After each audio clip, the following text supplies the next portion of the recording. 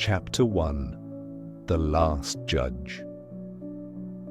In the quiet folds of the hill country of Ephraim, where olive trees stretched their limbs to the sky and the wind hummed like a prayer through the valleys, there lived a woman named Hannah.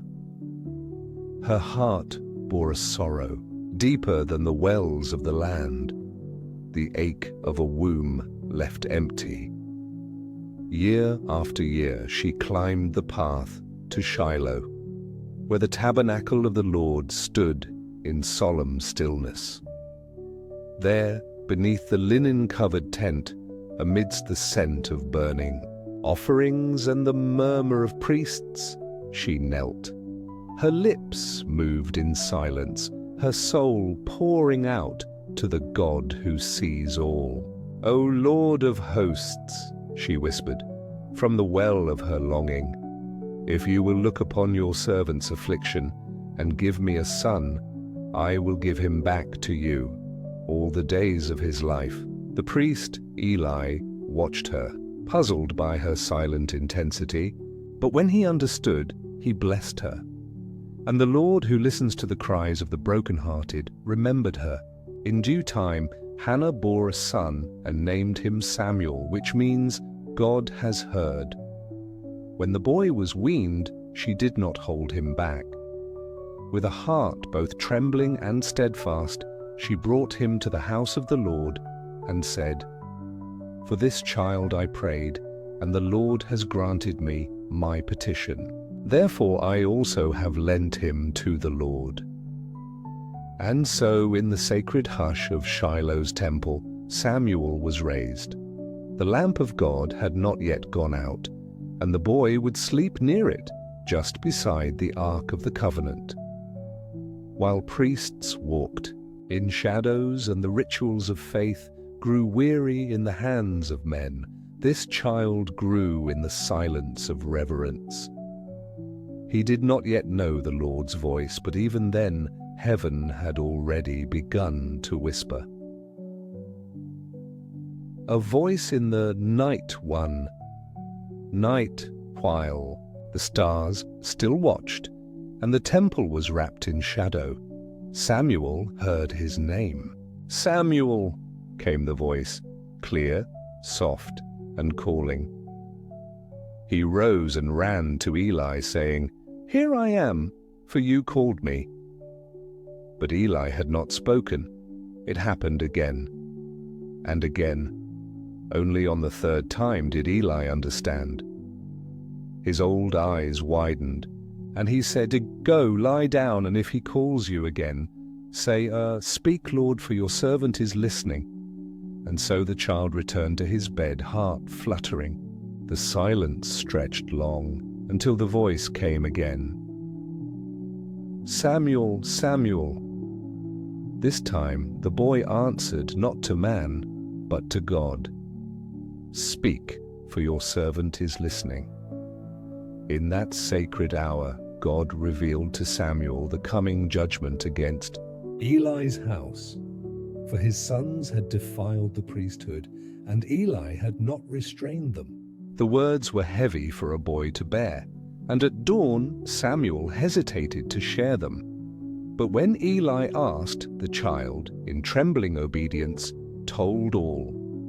From that day forward, the Lord was with Samuel. He grew, and the people of Israel, from Dan to Beersheba, knew that a prophet had been raised among them. Not a single word from Samuel's mouth fell to the ground. In him, the voice that had once called now spoke. Through the seasons and the stillness, he became the quiet flame of covenant faithfulness, a prophet who listened before he spoke, and whose prayers rose like incense in the temple's hush.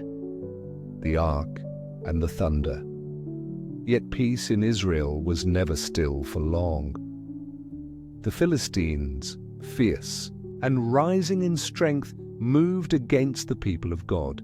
The elders of Israel, desperate for victory, brought the Ark of the Covenant into battle as if it were a talisman, Hophni and Phinehas, Eli's sons, carried it, men unworthy of its presence. But the ark was not a charm, it was holy. That day Israel was struck down, 30,000 men fell, the ark was taken, and Eli's sons died beside it. When the news reached Shiloh, Eli fell backward and died, the light of the old priesthood extinguished. But Samuel, the boy who had listened in the night, began to rise in the days that followed. He called the people to repentance, to turn from foreign gods and return to the Lord with all their hearts. And they did. With ashes and prayers they gathered at Mizpah, and there Samuel prayed. The Philistines came again, seeking to crush this gathering of repentance. But God answered. As Samuel cried to the Lord and offered a lamb in sacrifice, thunder rolled from the heavens. It was not just a storm, it was divine intervention. The enemy was thrown into confusion, and Israel prevailed. When the battle was over, Samuel took a stone and set it between Mizpah and Shen. He named it Ebenezer, saying, "Thus far the Lord has helped us." And for many years the Philistines came no more. The ark had returned, the people had remembered, and under Samuel's prayerful leadership, Israel knew rest. When a nation forgets, but as the years passed, Samuel grew old. His hair grayed like the stones of Shiloh, and the weight of decades pressed gently upon his shoulders. He appointed his sons as judges to help bear the work, but they did not walk in his ways. They turned aside after dishonest gain, took bribes and perverted justice. The elders of Israel gathered and came to Samuel at Ramah. Their words were bold and sorrowful. "You are old, and your sons do not follow your ways. Now appoint for us a king to judge us like all the nations." The request pierced Samuel. It was not only a rejection of his sons or of himself, it was a turning away from the Lord's own kingship. So he prayed, and the Lord answered. "Listen to the voice of the people," God said, for they have not rejected you, but they have rejected me, that I should not reign over them. Warn them solemnly and show them what the king who will reign over them will do." Samuel did as he was told. He spoke to the people, describing the burdens a king would bring. Sons conscripted into armies, daughters taken to serve, fields and vineyards taxed, freedoms lost. But the people did not waver.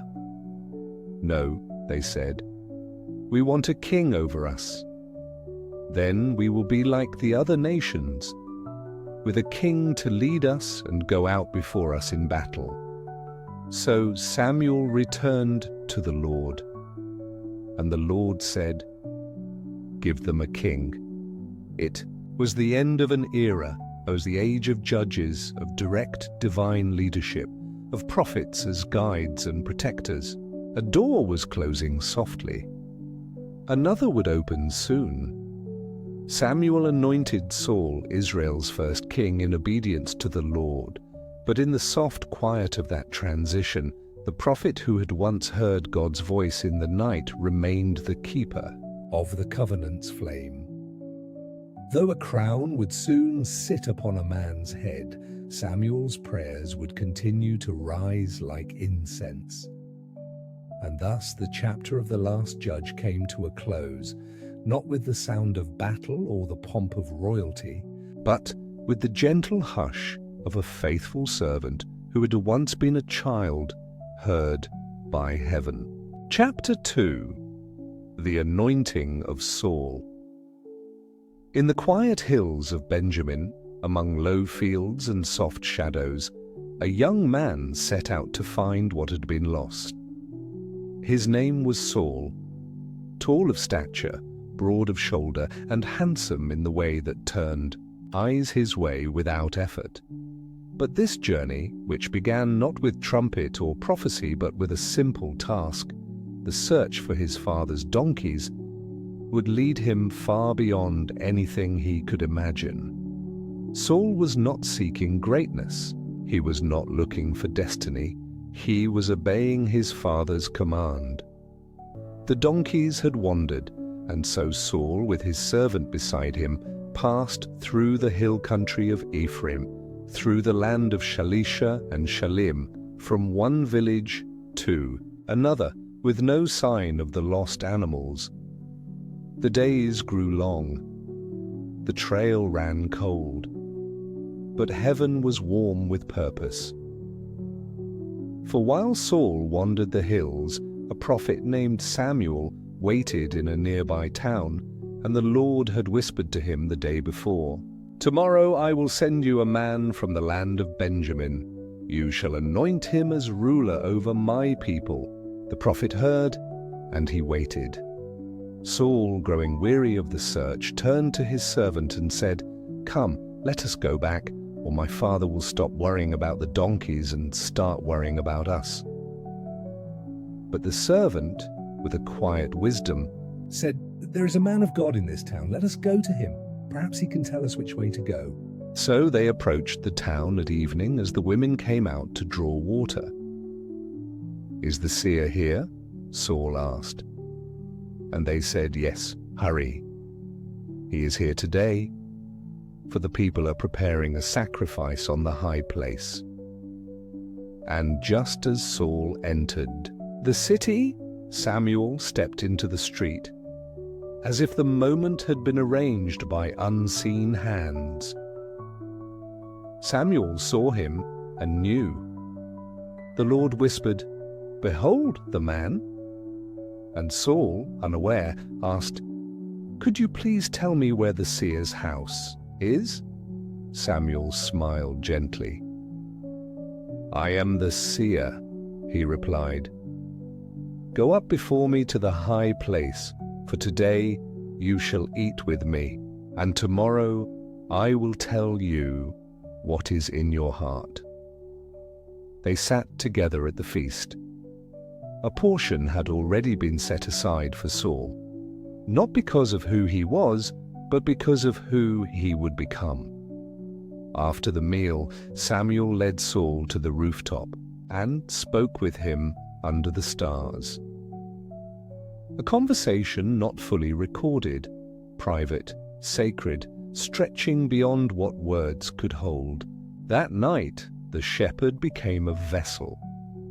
That day of searching ended with purpose found. The kingdom had not yet been spoken aloud, but heaven had already declared it.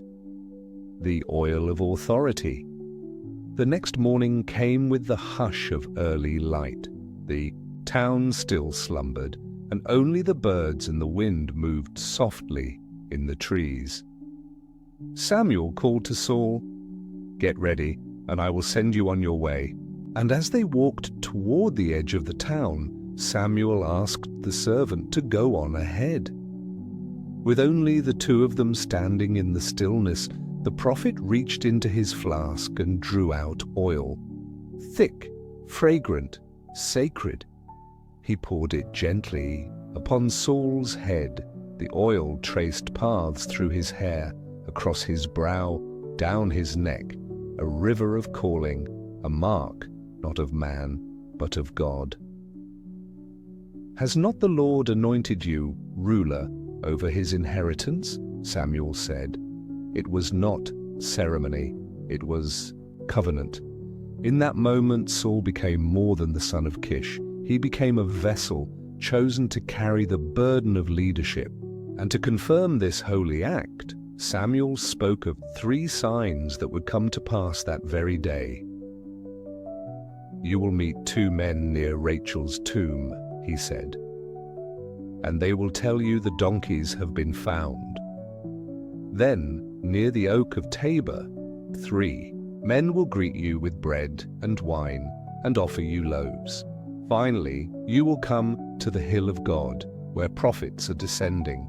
The Spirit of the Lord will come upon you, and you will prophesy with them, and you will be changed into another man." Each sign came just as promised. One after another, heaven confirmed its hand. And when Saul came upon the company of prophets, the Spirit of God rushed upon him.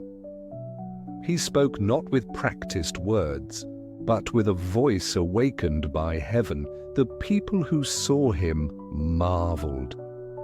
"Is Saul also among the prophets?" they asked in wonder. The anointing had taken hold. The one who searched for donkeys now spoke with the tongue of the Spirit. The oil had not only touched his skin, and it had touched his soul. The transformation had begun, quiet and divine. Hidden among the baggage, time passed.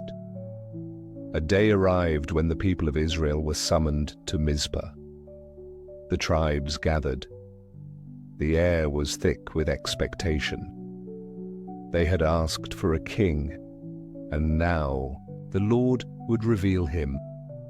Samuel stood before them, calling tribe after tribe by sacred lot. First, Benjamin was chosen, then the clan of Matri, then the name of Saul, son of Kish. All eyes turned to find him, but he was nowhere to be seen. "Is he here?" they asked.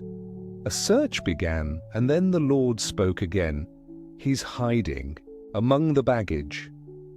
And there, among the supplies and sacks, crouched the man who had prophesied, the man who had been anointed in secret, the man who stood head and shoulders above the rest.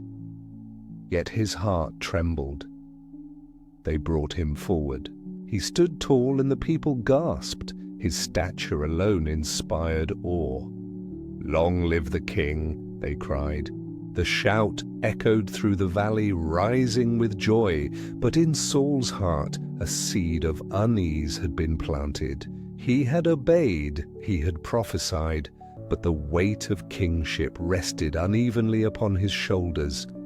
He had been chosen, but not yet fully embraced it. Still the people rejoiced. Their long-awaited king had come. Saul returned home, silent and watchful, while a few men followed him, hearts stirred. Others doubted, but he said nothing. The burden had begun, not just of rule, but of inner wrestling. The farmer king. Not long after, word came to Gibeah, a cry for help from the city of Jabesh Gilead. A cruel enemy named Nahash the Ammonite had surrounded them, demanding they surrender and suffer disgrace. The elders asked for time. They sent messengers to Saul, still fresh in his calling, still walking between crown and field. Saul was in the fields behind his oxen, not yet dressed like a king, still bearing the dust of ordinary days.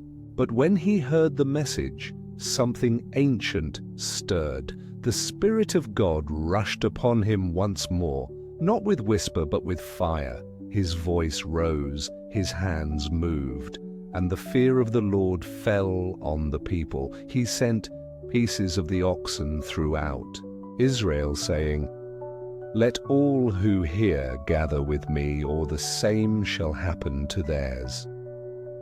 And the people came, 300,000 from Israel, 30,000 from Judah. They marched through the night. At dawn they struck. The Ammonites fell. Jabesh was delivered. A king had risen, not by parade, but by power. Not by politics, but by spirit. When the battle ended, some said, "Let us put to death those who doubted Saul." But Saul refused. "No one shall die today," he said, "for the Lord has rescued Israel." And Samuel called the people to Gilgal, and there they renewed the kingship. Sacrifices were offered. Songs were sung. A new chapter began. But as the people rejoiced, Samuel spoke one final word, a warning dressed in wonder. Rain fell that day, though the season was dry. Thunder cracked above them, and the people trembled. "Fear the Lord and serve him," the old prophet said. "If you and your king follow him, it shall be well. But if not," the rain did not last. The skies cleared. The people went home. Saul stood beneath a shifting sky, a farmer no more, a king not fully settled. The oil still lingered, the spirit still stirred. But the path ahead would be tested. For now the crown rested gently. The beginning was filled with beauty, but beginnings are only the first breath of a long story. And heaven was still writing. Chapter 3. The Fall of Saul. The morning mist clung to the valley of Gilgal, low and lingering like the breath of hesitation. All around Saul, his army grew restless. The Philistines had gathered at Michmash in overwhelming numbers, horsemen, chariots, foot soldiers, like sand on the shore. Fear moved through the Israelite camp like wind through dry grass. Hearts began to tremble. Men began to scatter, each one asking, "Where is Samuel?" For 7 days Saul had waited, just as the prophet had instructed. The 7th day came, but still no sign of Samuel. The soldiers' feet shifted nervously. Eyes darted eastward, toward the smoke that marked the Philistine presence. The pressure grew, like a storm about to break, and Saul, surrounded by trembling men and silence from heaven, made a choice. "Bring me the burnt offering and the peace offerings," he said. He lifted the knife, he lit the flame, he stepped into the sacred role that was not his to take. The smoke rose, curling through the dawn, and just as the final piece was laid upon the altar, a figure appeared on the horizon. Samuel. The prophet approached. His eyes were steady, his steps slow. "What have you done?" he asked. Saul's voice trembled with defense. "The people were scattering. You had not come. The Philistines were near. I felt compelled to offer the sacrifice." But Samuel did not bend. His voice was calm, but carved with grief. "You have done foolishly. If you had obeyed, your kingdom would have endured, but now it shall not. The Lord has sought a man after his own heart." The moment hung heavy in the air. The sacrifice, offered in fear, had not pleased God. It had cost Saul something more than a battle. It had fractured a future. Saul remained king, but something had shifted. A single decision, made in haste, had begun a slow unraveling, and the Lord, who sees the heart, had turned his gaze elsewhere. A partial obedience time passed. Saul's reign continued. Battles were won, alliances formed, and the crown rested upon his brow. Yet the voice of the prophet was now more distant. And then came another command, a mission from the Lord, to go and utterly destroy the Amalekites, enemies from ancient days. The word was clear. Do not spare. Devote all to destruction, man and woman, child and infant, ox and sheep, camel and donkey. Saul gathered his army and marched forward. The Amalekites were defeated in battle. The land was taken. But as the dust settled, Saul made another decision. He spared Agag, the Amalekite king, and he kept the best of the livestock, the fattened oxen, the choicest sheep. "We will sacrifice these to the Lord," he reasoned. but the Lord had already spoken to Samuel. "I regret that I have made Saul king, for he has turned back from following me and has not performed my commandments." Samuel rose early and went to meet Saul, but before he arrived he heard something strange, bleating sheep, lowing cattle. And then Saul appeared, smiling as if all were well. "Blessed be you to the Lord," Saul said. "I have performed the command of the Lord." Samuel's eyes narrowed, not in anger, but sorrow. "Then what is this sound of sheep and oxen I hear?" Saul's tone shifted. "The people spared them to sacrifice to the Lord your God." But Samuel's voice broke through the excuses. "Stop. I will tell you what the Lord said to me last night." Saul listened. "Though you are little in your own eyes, are you not the head of the tribes of Israel? The Lord anointed you king, and now, why did you not obey? Why did you swoop down on the spoil?" Saul tried again. "I did obey, I just brought back a gag." But Samuel shook his head. "To obey is better than sacrifice. To listen, better than the fat of rams. Rebellion is like the sin of divination. Because you have rejected the word of the Lord, he has rejected you from being king." A silence fell. Saul bowed his head. "I have sinned, but honor me before the elders," he begged. Samuel turned to leave, but Saul grasped the hem of his robe, and it tore. The prophet stopped. "The Lord has torn the kingdom from you this day," he said softly, "and given it to another." The robe's tear was more than fabric. It was a sign, a symbol, a kingdom slipping from hands that once held it tightly, an empty crown. Though Saul remained on the throne, a great hush began to descend upon his reign. The Spirit of the Lord departed from him, not with trumpet or lightning, but like a light that slowly fades at twilight.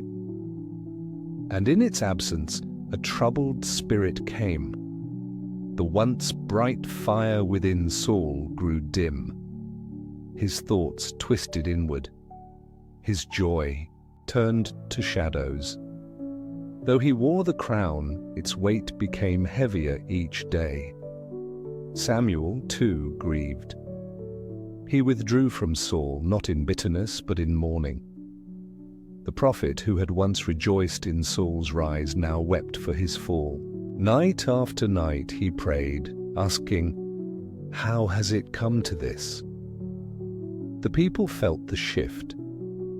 Their king stood taller than all others, but his gaze grew hollow. He still led in battle, but something sacred had been lost. The presence of God, once near, now seemed distant. And yet Saul clung to his place. He ruled still, but not in peace. The foundation beneath him trembled. The throne remained, but the anointing had moved on. It was not seen by all. It was not spoken aloud, but heaven had already turned a page.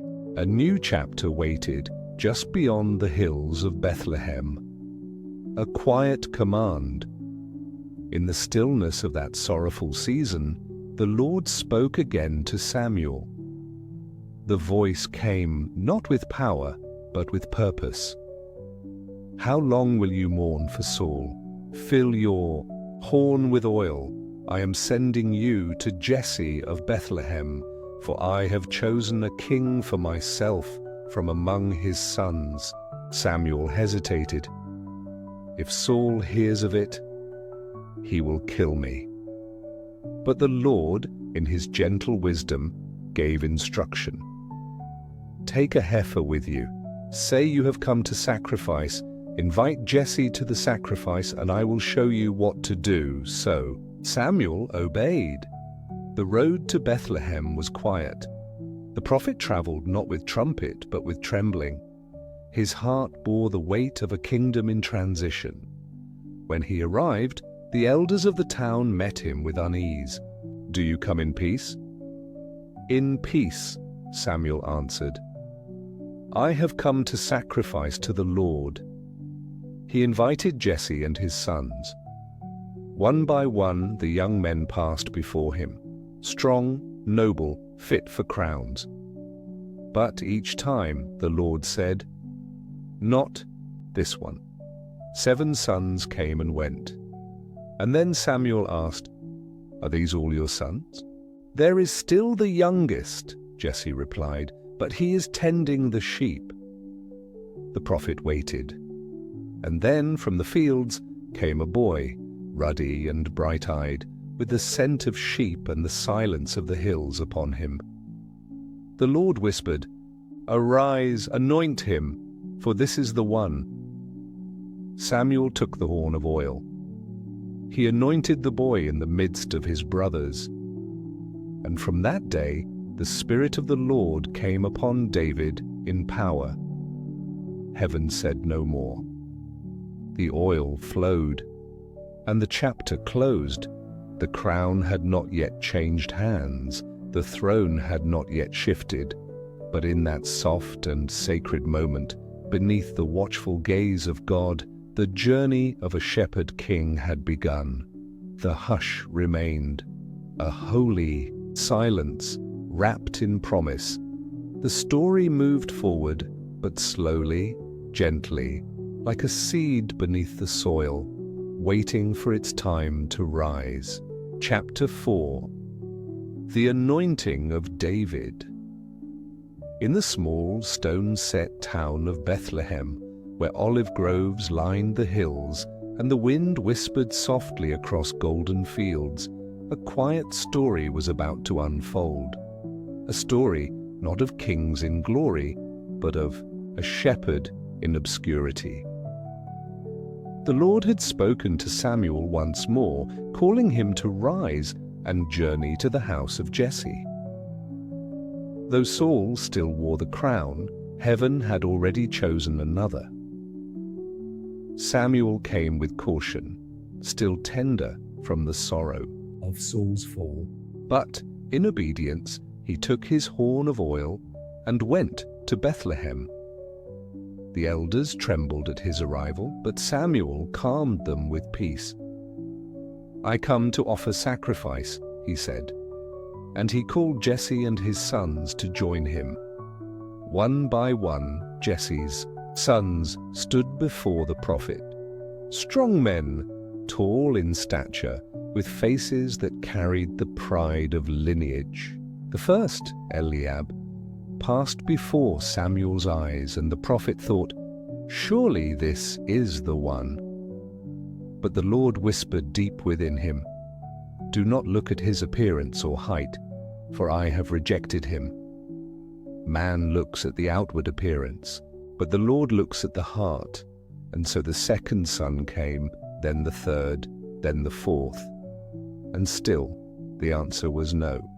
7 sons passed, each greeted with silence from heaven. Samuel turned to Jesse and asked, "Are these all the sons you have?" Jesse nodded, then paused. "There remains the youngest," he said, "but he is tending the sheep." He had not been summoned. He had not been considered. He was the unseen son left in the field, forgotten in the presence of greatness. Yet Samuel, led by something unseen, said, "Send for him, for we will not sit down until he comes." And so they waited. The prophet, the father, the brothers.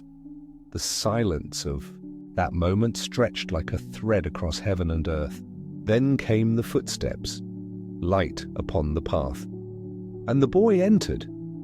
He was young, ruddy, with bright eyes and a heart that held no pretense. He smelled of sheep and fields, his hands still bearing the marks of the pasture. And the Lord spoke, clear and sure, "Arise, anoint him, for this is he." Oil and spirit. Samuel stood, holding the horn of oil in hands shaped by years of prayer and prophecy. The sun filtered through the olive branches, lighting the moment not with ceremony, but with sacred stillness. No trumpet sounded, no crowds gathered.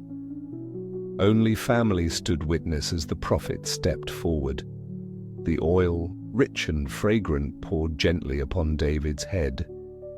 It traced the lines of his brow, ran over his cheeks, and settled on his shoulders. It was not the oil that changed him, it was what came with it. As it flowed, the Spirit of the Lord came mightily upon David, not in a roar, but in a hush, a breath of God resting upon the heart of a shepherd boy. In that moment, something eternal touched the ordinary. The heavens, unseen by all but angels, opened. And the boy who had walked in as the forgotten son now stood anointed, not just by Samuel's hand, but by God's choosing. There was no royal robe, no sword placed in his hand, only the warmth of oil and the weight of the Spirit. But within him, something had begun, a quiet fire, a gentle strength, a holy calling. He would not sit on the throne for many years. He would walk through valleys and stand in caves before he wore a crown. But the anointing marked the beginning. The Spirit that had once rested on Saul now rested upon him. And heaven, ever patient, had set its seal upon a new heart. Back to the fields. After the oil dried and the prophet departed, David did not enter courts or speak before crowds. He returned to the place where God had first whispered to him. The hills of Bethlehem, the hush of night, the soft bleating of sheep beneath the stars. His life, in appearance, was unchanged. The same flocks, the same rocky paths, the same songs sung to the wind and to God. But within him, everything had shifted. The Spirit had come to dwell, and though the world had not noticed, heaven had already crowned him. In the stillness of those fields, David learned the shape of trust. He learned to watch over the weak, to protect the scattered, to seek the lost. When a lion or a bear came for the sheep, he did not run. His courage was not born of pride, but of love, the kind of love that lays down its life for its flock. And there, beneath the sky's canvas, he sang, not for kings, not for men, but for the Lord. His harp knew the rhythm of praise. His voice, still young, carried songs that would one day fill the Psalms. Songs of sorrow, songs of trust, songs that poured out the soul like water. God was preparing him, not with swords and chariots, but with solitude and song. In the pasture, far from palace walls, David grew into the heart of a king. Music slipped. The troubled in the palace of Saul, shadows had begun to gather. Though he wore the crown and sat upon the throne, the Spirit of the Lord had departed from him.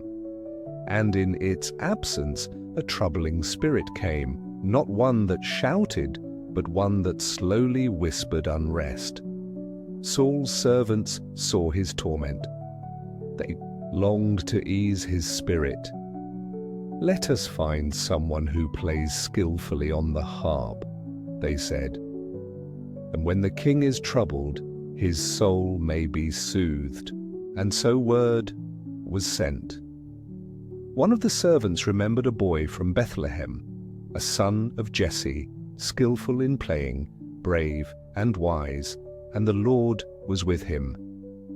David was called. The shepherd came to the palace, harp in hand, still scented with the fields. He stood before the troubled king, the very one he would one day succeed. And he played. The notes were gentle, flowing like streams through the chambers. His fingers moved with grace, and his melodies carried something deeper than music. They carried the spirit that had anointed him, the peace that had filled his own heart in the hills. And Saul, the king who had been emptied, found rest. When David played, the shadows receded, the troubled spirit would depart, and calm would return. Unseen by most, the future king served the present one. He did not grasp for power. He did not speak of oil or anointing. He simply played, faithfully, reverently, silently. Destiny and irony walked side by side. The boy, anointed in secret, now stood in the court of the man he would one day replace. But David did not rush what God had begun. He waited, he served, he played. In the quiet, God was weaving a tapestry of time, each note, each field, each prayer a thread in the story of a shepherd who would become king. And thus the chapter ends. Not with a crown, but with a song. Not in triumph, but in trust. A harp echoes through the halls of a weary king. A boy walks between pasture and palace, and heaven watches tenderly as the story of David unfolds. Not with noise, but with sacred silence. Chapter 5. The Giant and the Stone. The morning sun climbed gently over the hills of Judah, casting long shadows across the valley of Elah. There, between the ridges, two armies had stood at a weary standoff for days. The Israelites on one side, the Philistines on the other. Each morning a deep voice thundered across the plain, shaking the stillness with mockery. Goliath, champion of the Philistines, stood like a wall of flesh and iron, daring Israel to send forth a man. But no one came. In Bethlehem, the quiet town where sheep still grazed and songs still rose, Jesse called his youngest son. David had returned to his father's house after his time in Saul's court, tending sheep once more with watchful care. Jesse sent him now not as a warrior, but as a messenger, to bring food to his older brothers and check on their welfare. David rose early and walked the path to the camp, his steps light, his spirit steady. When he arrived, the camp buzzed with fear and fatigue. Israel's soldiers stood dressed for war, but their hearts trembled. David found his brothers and greeted them. As he spoke, the ground seemed to shudder. And there it was again, the voice of the Philistine. "Why do you come out to line up for battle?" Goliath mocked. "Am I not a Philistine, and you the servants of Saul? Choose a man to fight me." David's heart stirred. He looked around, seeing the seasoned warriors turn away, avoiding the voice, avoiding the challenge. Yet something holy burned in the boy's chest. "Who is this uncircumcised Philistine," he asked, "that he should defy the armies of the living God?" They rebuked him, his own brothers, wearied and afraid. But David did not shrink back. He was not stirred by pride. It was something deeper. He could not stand by and hear his God mocked while the people trembled. He had faced lions, he had faced bears, but those did not speak blasphemy. This voice, heavy and boastful, stood not just against Israel, but against heaven. And so the boy, who kept sheep, walked forward, not to fight for fame, but to defend the name of the Lord. More than a sword, word of David's questioning spread quickly through the camp. Soon he stood before Saul, Israel's troubled king. Saul looked at the boy, youthful, bright-eyed, still bearing the marks of pasture and sun. "You are not able to go against this Philistine," Saul said gently, "for you are only a youth, and he has been a warrior from his youth." But David spoke softly and with quiet strength. "Your servant used to keep sheep for his father, and when a lion or a bear came and took a lamb, I went after it and struck it. The Lord who delivered me from the paw of the lion and the bear will deliver me from this Philistine." Saul listened, and in his heart, clouded as it was, he felt something stir. He said, "Go, and the Lord be with you." They dressed David in Saul's armor, placed a sword at his side, a helmet upon his head, but the armor weighed heavy, unfamiliar. David walked a few steps, then stopped. "I cannot go with these," he said. "I have not tested them." And so he laid them aside. Instead, he reached for what he knew, a shepherd's sling, worn smooth with use, and 5 stones chosen from the brook, each one round, quiet, and cold in his palm. Tools not of war, but of watchfulness. As David descended into the valley, the soldiers held their breath. The Philistine laughed when he saw the boy. "Am I a dog," he roared, "that you come to me with sticks?" He cursed David by his gods and promised to tear him apart. But David answered, not in rage, not in fear, but in truth. "You come to me with sword and spear, but I come to you in the name of the Lord of hosts. Today the Lord will deliver you into my hand, that all the earth may know there is a God in Israel." And so, with no shield, no armor, no sword, just a sling, a stone, and a heart full of trust, David ran toward the battle line. The stone that changed a nation. Time seemed to slow as David drew the sling back. The sky above was still, as if even the heavens watched in silence. One stone spun through the air, swift and certain. And then it struck. The sound of metal clanging to earth followed. Goliath fell face down, as if the earth itself received his defiance. The giant who had mocked for 40 days was now silent. A hush spread over the valley. Israel stared in wonder. The Philistines stood in stunned disbelief. David, calm and sure, ran forward, took Goliath's own sword, and finished the battle. Then the shout arose, not from one, but from many. The armies of Israel surged forward, strength renewed. The Philistines turned and fled, their confidence shattered. Victory had come, not through might, but through faith.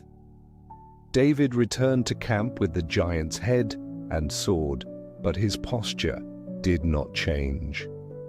He bowed before the Lord in his heart. This was not his triumph, it was God's. The shepherd had become a hero, but the crown was not yet his. He did not grasp it. He did not rush it. The victory was enough, and the name of the Lord had been defended, and somewhere, in the quiet chambers of heaven, the story of Israel shifted, not with thunder, but with the flight of a single stone. Songs and shadows. The days that followed were filled with rejoicing. The people of Israel, once silent in fear, now lifted their voices in celebration. Songs filled the streets, and among them was one that echoed from house to house. Saul has slain his thousands and David his tens of thousands. It was meant as praise. It was born from joy. But in Saul's heart a shadow stirred. He watched. David, the young man whose hands had brought peace to his soul, whose music had once soothed his troubled mind, and whose bravery had saved the nation. But where once he saw blessing, he now saw threat. Jealousy, like a slow-growing vine, wrapped itself around the king's heart. It was not loud. It did not speak in haste. It whispered. It questioned. It weighed.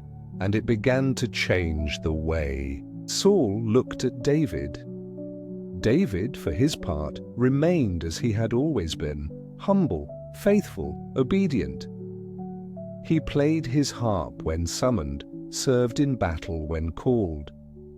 He did not boast. He did not seek thrones or titles, but Saul's spirit no longer found rest. The women's songs, sung in the streets with innocent joy, became like spears to his pride. And though the kingdom rejoiced, its foundation trembled quietly. The story of David would not be one of smooth ascent. Songs of praise were now followed by glances of suspicion. And in the corridors of the palace the light began to flicker. But God, still watching, was not rushed.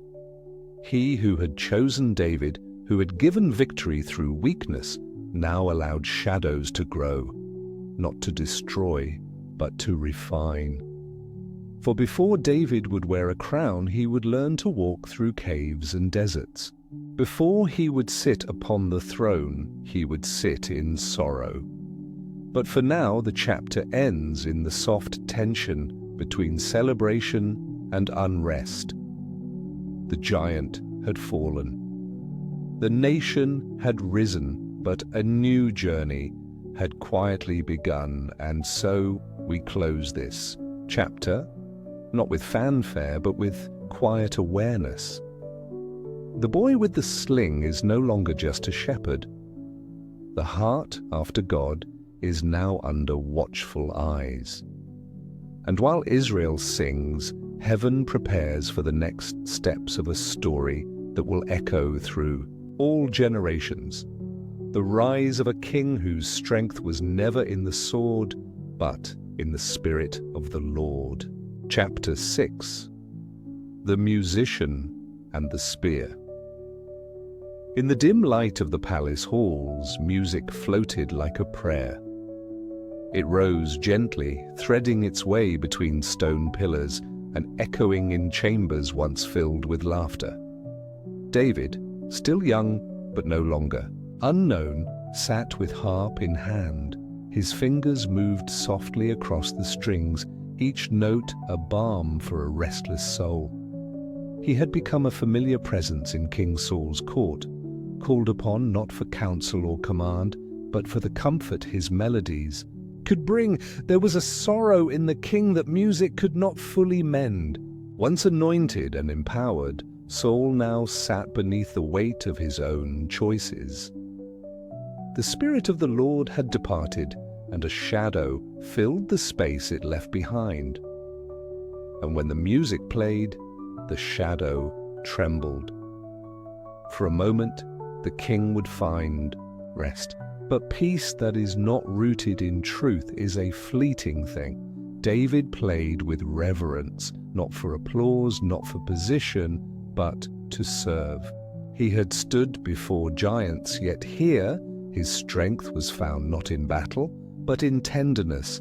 His harp, the same one that once calmed sheep under starlit skies, now worked to still the storm in a king's heart. But jealousy, once rooted, grows silently. Saul watched David with eyes no longer warmed by gratitude.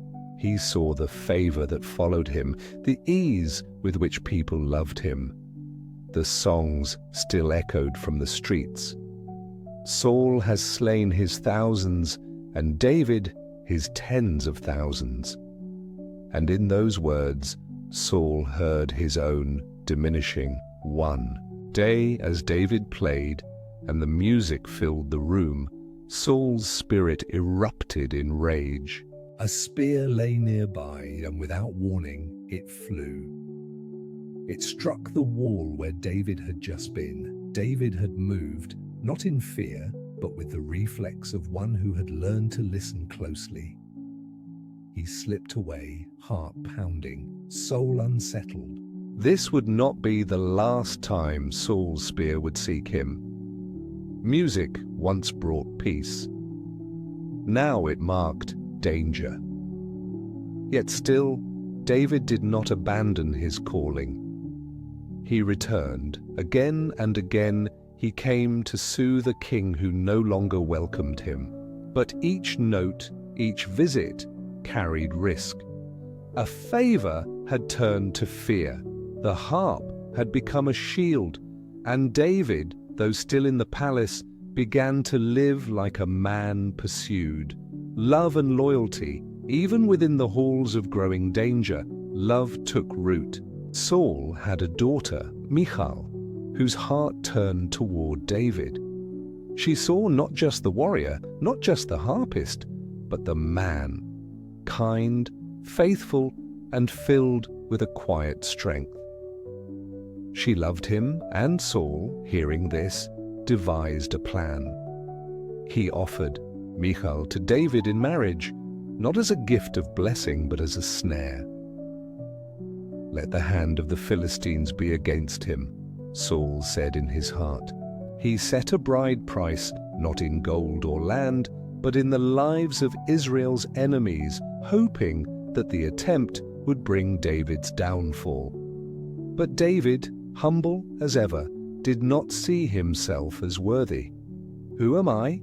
he asked, "and what is my life? All my father's family in Israel that I should become the king's son-in-law."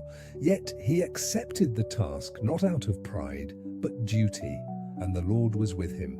He fulfilled the price set before him, not only meeting the king's demands, but doubling them. Saul, seeing that the Lord's hand did not depart from David, grew more afraid. Still the marriage went forward.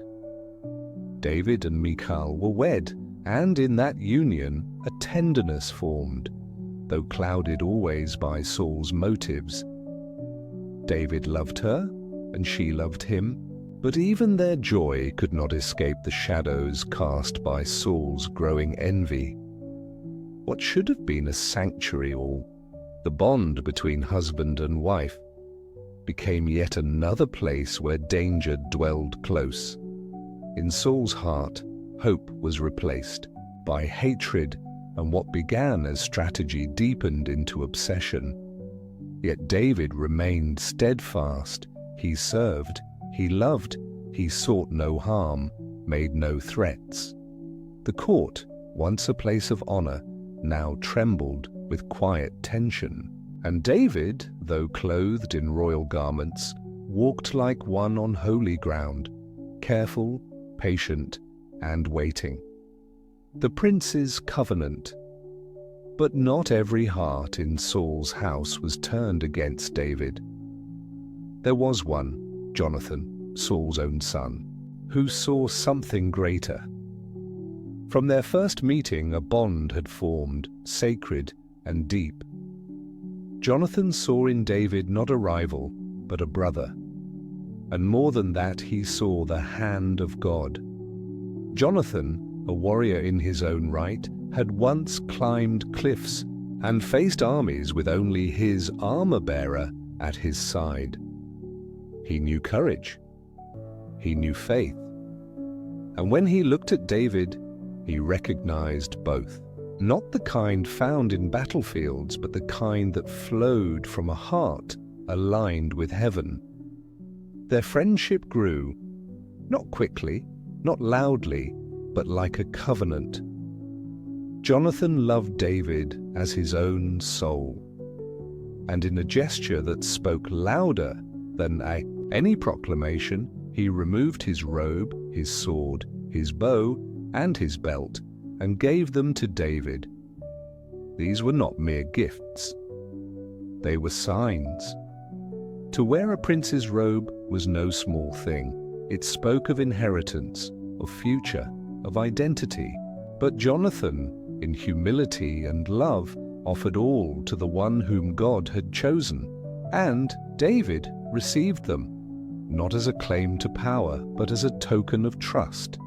In a world where even family could turn with suspicion, this bond remained pure. Between them was a sacred promise to protect, to support, and to honor the Lord's plan above all. As Saul's jealousy deepened, Jonathan's loyalty did not waver. Again and again he interceded for David, speaking truth to his father and shielding his friend from danger. He walked a narrow path, honoring his father, yet upholding righteousness. It was not easy. But Jonathan, like David, had chosen to walk in faith, not fear. Their friendship became a refuge, a reminder that even in the courts of tension, there could still be light. The night escaped, but the darkness grew. Saul's thoughts no longer danced between favor and fear. They had settled. He wanted David gone, not driven away, but dead. One night, he sent messengers to David's home with orders clear and cold: wait until morning, then strike. But Michal, whose love for David burned deeper than loyalty to her father, heard the whispers. She moved quickly. As the night wrapped the city in silence, she urged David to flee. "You must go," she said gently, "or by morning you will be killed." David listened, though it tore his heart to leave. She helped him down through the window, lowering him into the dark. The same night that once wrapped shepherds and psalms now cloaked a fugitive. He landed softly, his harp slung across his back, and disappeared into the shadows. Michal, in an act of both wisdom and risk, placed an image in the bed, covered it with clothes and goat hair to mimic his resting form. When Saul's men arrived, she said, "He is ill." But the truth would not remain hidden. When Saul learned of the deception, his fury burned. He turned on his daughter with bitter words. But Michal stood her ground, protecting the man she loved.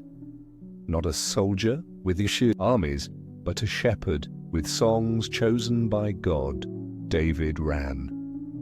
Not toward vengeance, not toward rebellion, but into the wilderness, into solitude, carrying no title, no army, only a calling and a heart that beat with faith. The palace faded behind him. The comfort of his home slipped away. And ahead lay caves, silence, and wandering, but also ahead lay God's shaping hand.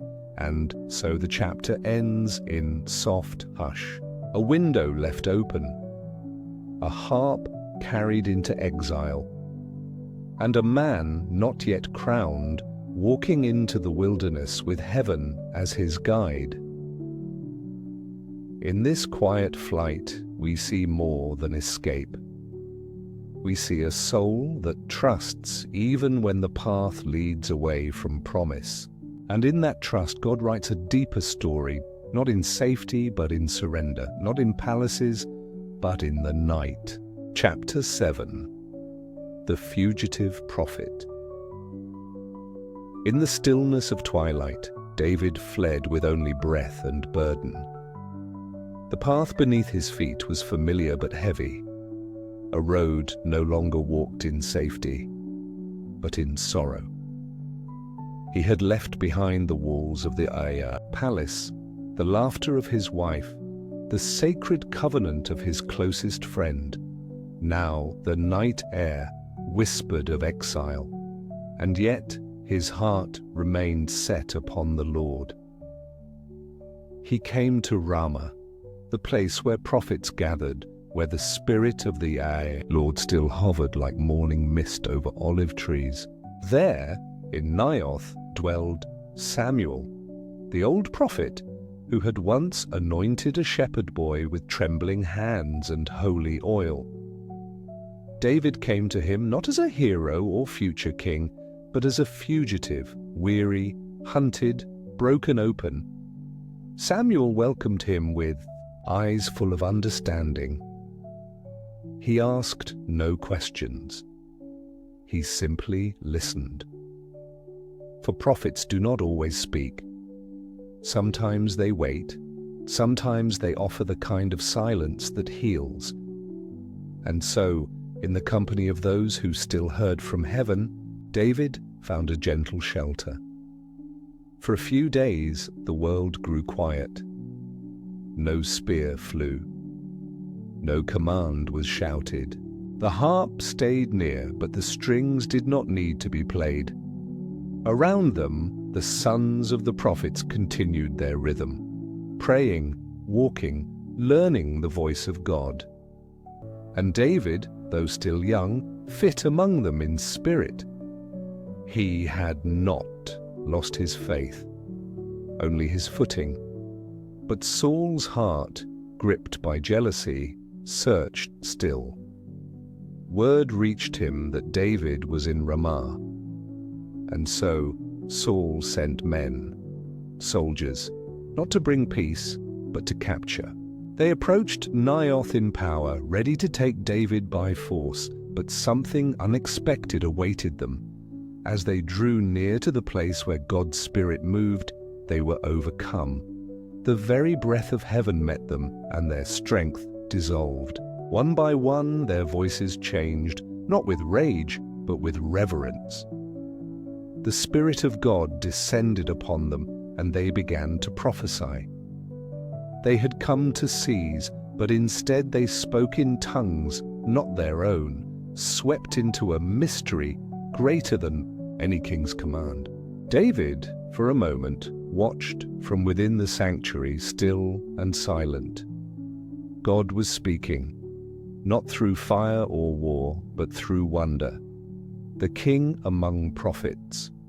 When the first group did not return, Saul sent another, and then another.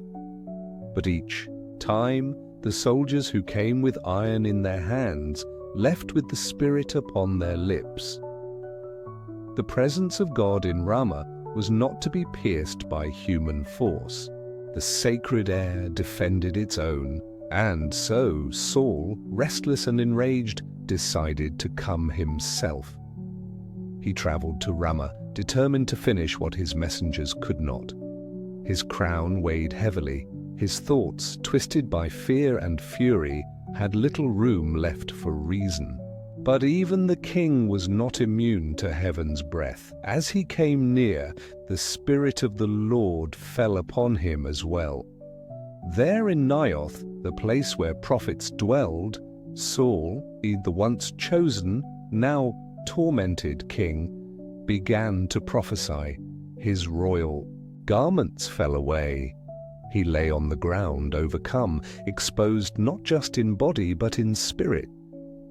It was a strange sight. The man who had once led Israel with dignity now lay powerless before God, undone by the very presence he had once known so intimately. It was not punishment. It was revelation. Saul's descent was not into destruction but into helplessness, the soft unraveling of a man who had lost his way. The people saw him and asked again what had become a proverb. Is Saul also among the prophets? But the words carried no laughter now, only sorrow. The Spirit did not move to embarrass, but to humble. In Saul's prophesying, there was no peace, only the echo of what had been. A reminder that the crown did not shield one from the will of God. David saw it all and understood. He could not stay. not even among the prophets. God had made it clear, not with voices of thunder, but with the strange, sacred weight of his presence. It was time to move on. A farewell of tears, David departed from Naioth, walking once more into shadowed paths. But before the wilderness claimed him fully, there was one final meeting he needed, one tether of friendship that still held. He sent word to Jonathan. They met in a field, hidden from the eyes of those who would judge or betray. The two young men, bound by covenant, stood in the hush of mourning. No servants, no armor, only hearts laid bare. Jonathan had tried to protect David from within the palace, but he could do no more. His father's intentions had hardened. His rage had outgrown reason. David's life was no longer safe. They spoke little, for words often fail in moments like these, but the silence between them was holy, filled with everything they could not say aloud. Then came the tears. Not because of weakness, but because of love. Because both of them knew this was not just a farewell of place, but of path. Jonathan would remain in the court of his father. David would walk alone. They embraced, clinging not to what was lost, but to what had been promised. And once more they renewed their covenant, a vow between friends made stronger by sorrow. "Go in peace," Jonathan whispered, "for we have sworn friendship in the name of the Lord. The Lord shall be between you and me, and between my descendants and yours forever." And with that, David turned away. He did not look back. There are goodbyes that ring louder than shouts. This was one of them, a sacred parting soaked in quiet grief and holy trust. Into the wilderness, David vanished into the wilderness, not in despair, but in obedience. He carried no crown, no company, only his faith and a few loyal men. The two hills welcomed him not with ease, but with silence. Caves became his chambers. Stones became his seats. The stars above, his canopy. Yet though all comforts had been stripped away, the spirit that once rested upon him had not. He walked carefully, not out of fear, but reverence, for he was still God's anointed. The oil once poured upon his head had not dried in the eyes of heaven. Even if man forgot, even if kings cursed his name, the Lord remembered. There were no trumpets in this exile, no promises shouted from mountain tops, only daily bread, only quiet trust. And still, this too was part of the story. David's path would not be straight. He would taste betrayal, hunger, and loneliness. But he would also know mercy, grace, and divine protection. In the caves of Adullam and the forests of Judah, the shepherd learned not just to lead sheep, but to guide men. He would gather the broken, the outcast, the weary. And with each step, he would grow not in title, but in heart. The wilderness was not punishment, it was preparation. And so this chapter closes not with resolution, but with release. The palace is behind, the crown is distant, the promise remains, and David alone, anointed, awake in the dark, walks onward beneath the watchful eye of God. Chapter 8. Bread and a Sword. The road beneath David's feet was dust and silence. Each step echoed with the sound of a man no longer hunted by ambition, but by the crown he never reached for. The palace was behind him, the wilderness before. Hunger pressed in with each hour. His heart remained steadfast, but his body began to wear thin. And so he turned toward a holy place, not for shelter alone, but for sustenance of soul and body. The tabernacle stood in Nob, and there served Ahimelech, the priest of the Lord. It was not a fortress, it was not a field, but it was sacred. And David came to it not as a soldier or son-in-law to a king, but as a man in need. Ahimelech trembled when he saw him, unsure why the king's son would come alone. David, with gentleness, offered reason. A mission, he said, a task, too urgent for delay. Yet behind the words stood weariness, behind the face, a longing to simply breathe without fear. "Have you any bread?" David asked.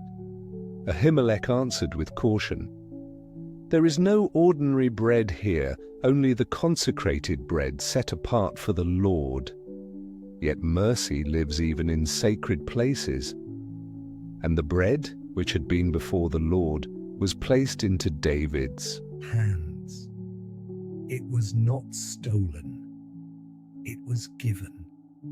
It was not defiled. It became provision for the anointed, not by ritual, but by grace.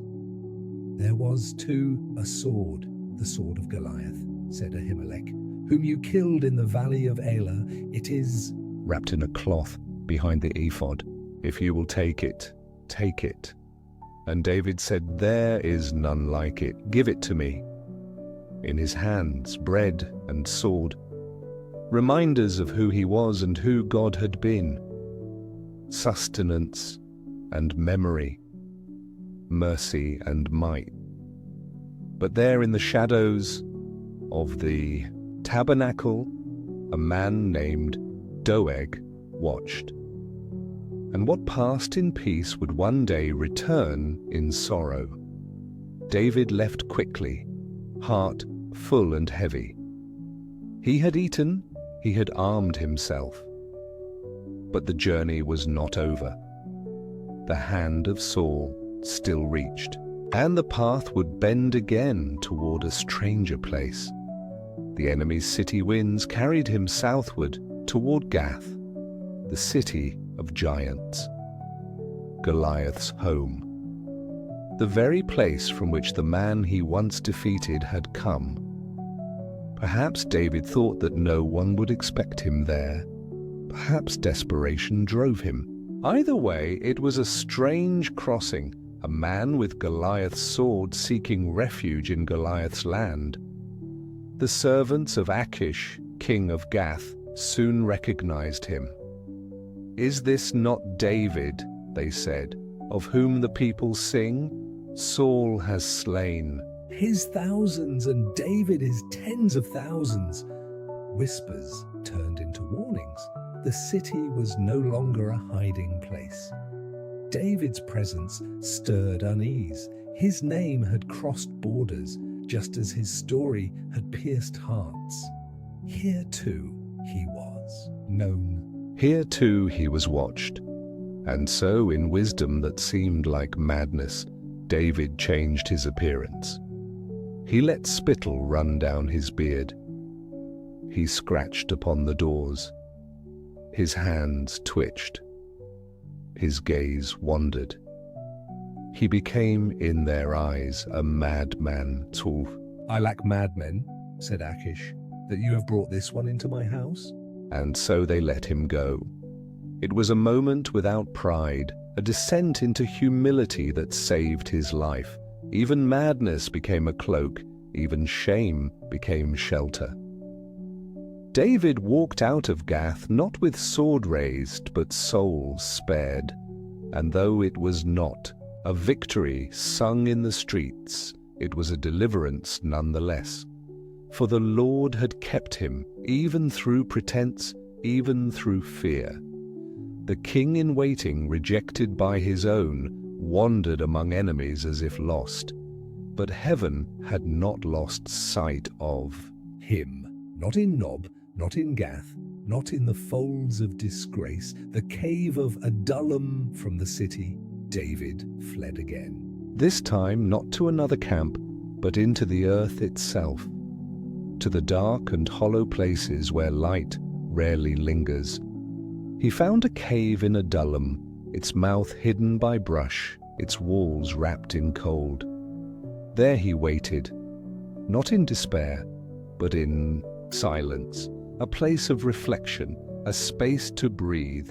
No throne here, no enemies, no crowd to praise or condemn. But he was not alone for long. Word of his whereabouts spread, not among rulers or warriors, but among the broken. Those in distress, those in debt, those discontented with life under Saul. They came, not to a palace, not to a king, but to a man who had suffered. 400 gathered, not strong, not mighty, but real. They saw in David not a title, but truth. And David, still weary, welcomed them. He did not turn them away. He listened.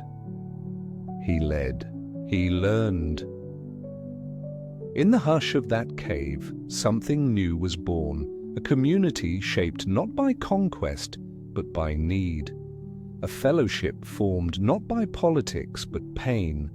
And in that darkness, David began to understand what it meant to shepherd not sheep, but souls. What it meant to be a king, not by decree, but by devotion. Here, among the rejected, God was building something sacred, not a rebellion, not a movement of vengeance, but a kingdom with a different kind of heart. A family reunited. Even in exile, David remembered his own. He sent word to Moab, a neighboring land, home to his great-grandmother Ruth's people. There he brought his father and mother, aged and vulnerable. The road had become too dangerous, the wilderness too cruel for the gentle. David came to the king of Moab and asked humbly, "Let my father and mother stay with you till I know what God will do for me." They were welcomed. The family reunited, if only for a moment, found safety beyond Saul's reach, and then David returned. Back to Judah, back to hiding, back to waiting. But the days in Adullam had changed him. He was no longer just a man on the run. He was becoming something more, molded not by triumph, but by trial. Then came Gad, the prophet of the Lord. He did not come with riddles or fanfare, only a quiet command: do not stay in the stronghold, depart and go to the land of Judah. And so David obeyed. Even in uncertainty, the voice of the Lord still guided him. Not with maps, not with full answers, just the next step. He moved from Adullam to the forest of Hereth, trusting the unseen hand that had always led him. And though the future was veiled, one truth remained. David was still God's anointed. The oil still spoke. The covenant still held. The wilderness would not be his end. It would be his making. And so this chapter draws to a quiet close, not with resolution, but with rhythm, bread and sword, cave and crown, hunger and hope. Each thread gently woven by the hand of the Lord, each step sacred in the silence, each breath a prayer in the dark. And David, wrapped in grace though covered in dust, walks onward still, the king not yet crowned, but already chosen. Chapter 9. The Massacre at Nob. The sun had not yet risen when the coldness in Saul's heart began to take form. Since David's escape, Since the songs of the people had turned to praise the fugitive more than the king, Saul's thoughts had grown heavier, darker, more restless. In his chambers at Gibeah, fear and jealousy sat like shadows on either side of his throne. The silence of the room was broken by a voice, not the voice of a prophet, nor the voice of Jonathan who once brought peace, but the voice of Doeg, the Edomite. A foreigner in blood but loyal to Saul by ambition, Doeg had witnessed something at Nob. He had seen David, fleeing and alone, welcomed by the priest Ahimelech. It was a moment of mercy, a priest offering sacred bread and an old sword to a man in need. But when Doeg spoke of it, the scene twisted into betrayal. His voice was calm, his words careful. "I saw the son of Jesse," he said, "coming to Nob, to Ahimelech, son of Ahitub." The priest welcomed him, inquired of God for him, gave him provisions, and placed the sword of Goliath into his hands. What had been an act of kindness was now painted as conspiracy. Saul's face tightened, his fingers clenched the edge of his seat. The king who had once led armies now trembled before imagined threats. Doeg's words, subtle and sharp, fanned the embers of fear into an inferno of rage. Saul rose, his voice echoing through the halls with bitter command. "Call all the priests of Nob, bring them here, everyone." His servants moved quickly, afraid of the storm gathering in the king's chest. In his mind, there was no uncertainty. David had allies. Even in the house of God, there were those plotting against him. The king had waited for loyalty, but now he demanded it, even if it meant turning against those who wore sacred garments. The priests had given David refuge, and for this, in Saul's heart, they would be condemned. The line between justice and vengeance was no longer visible to him, and Doeg, quiet and watchful, had planted the seed that would soon become a tragedy. The priests' fall. The priests were brought before Saul, Ahimelech at their head, surrounded by his brothers, sons, and servants of the tabernacle. They stood, in silence, their linen garments soft against the stone. They were men who had offered prayers, tended altars, and lit lamps in the Lord's house.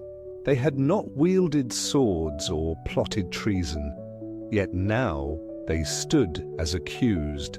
Saul's eyes were wild, the crown above his brow seeming too heavy for his shoulders. "Why have you conspired against me?" he shouted, glaring at Ahimelech. "You gave bread and a sword to the son of Jesse. You inquired of God for him. You helped him rise against me." Ahimelech did not raise his voice. He did not plead. With calm that came only from a clean conscience, he replied, "Who among all your servants is as faithful as David? He is your son-in-law, captain of your guard, and honored in your house. Was this the first time I inquired of God for him? Far be it from me to betray you, my lord. Do not charge your servant or any of my family with guilt, for we knew nothing of this." But Saul had stopped listening long before.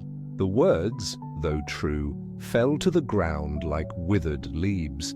He turned to his guards, anger boiling through his command.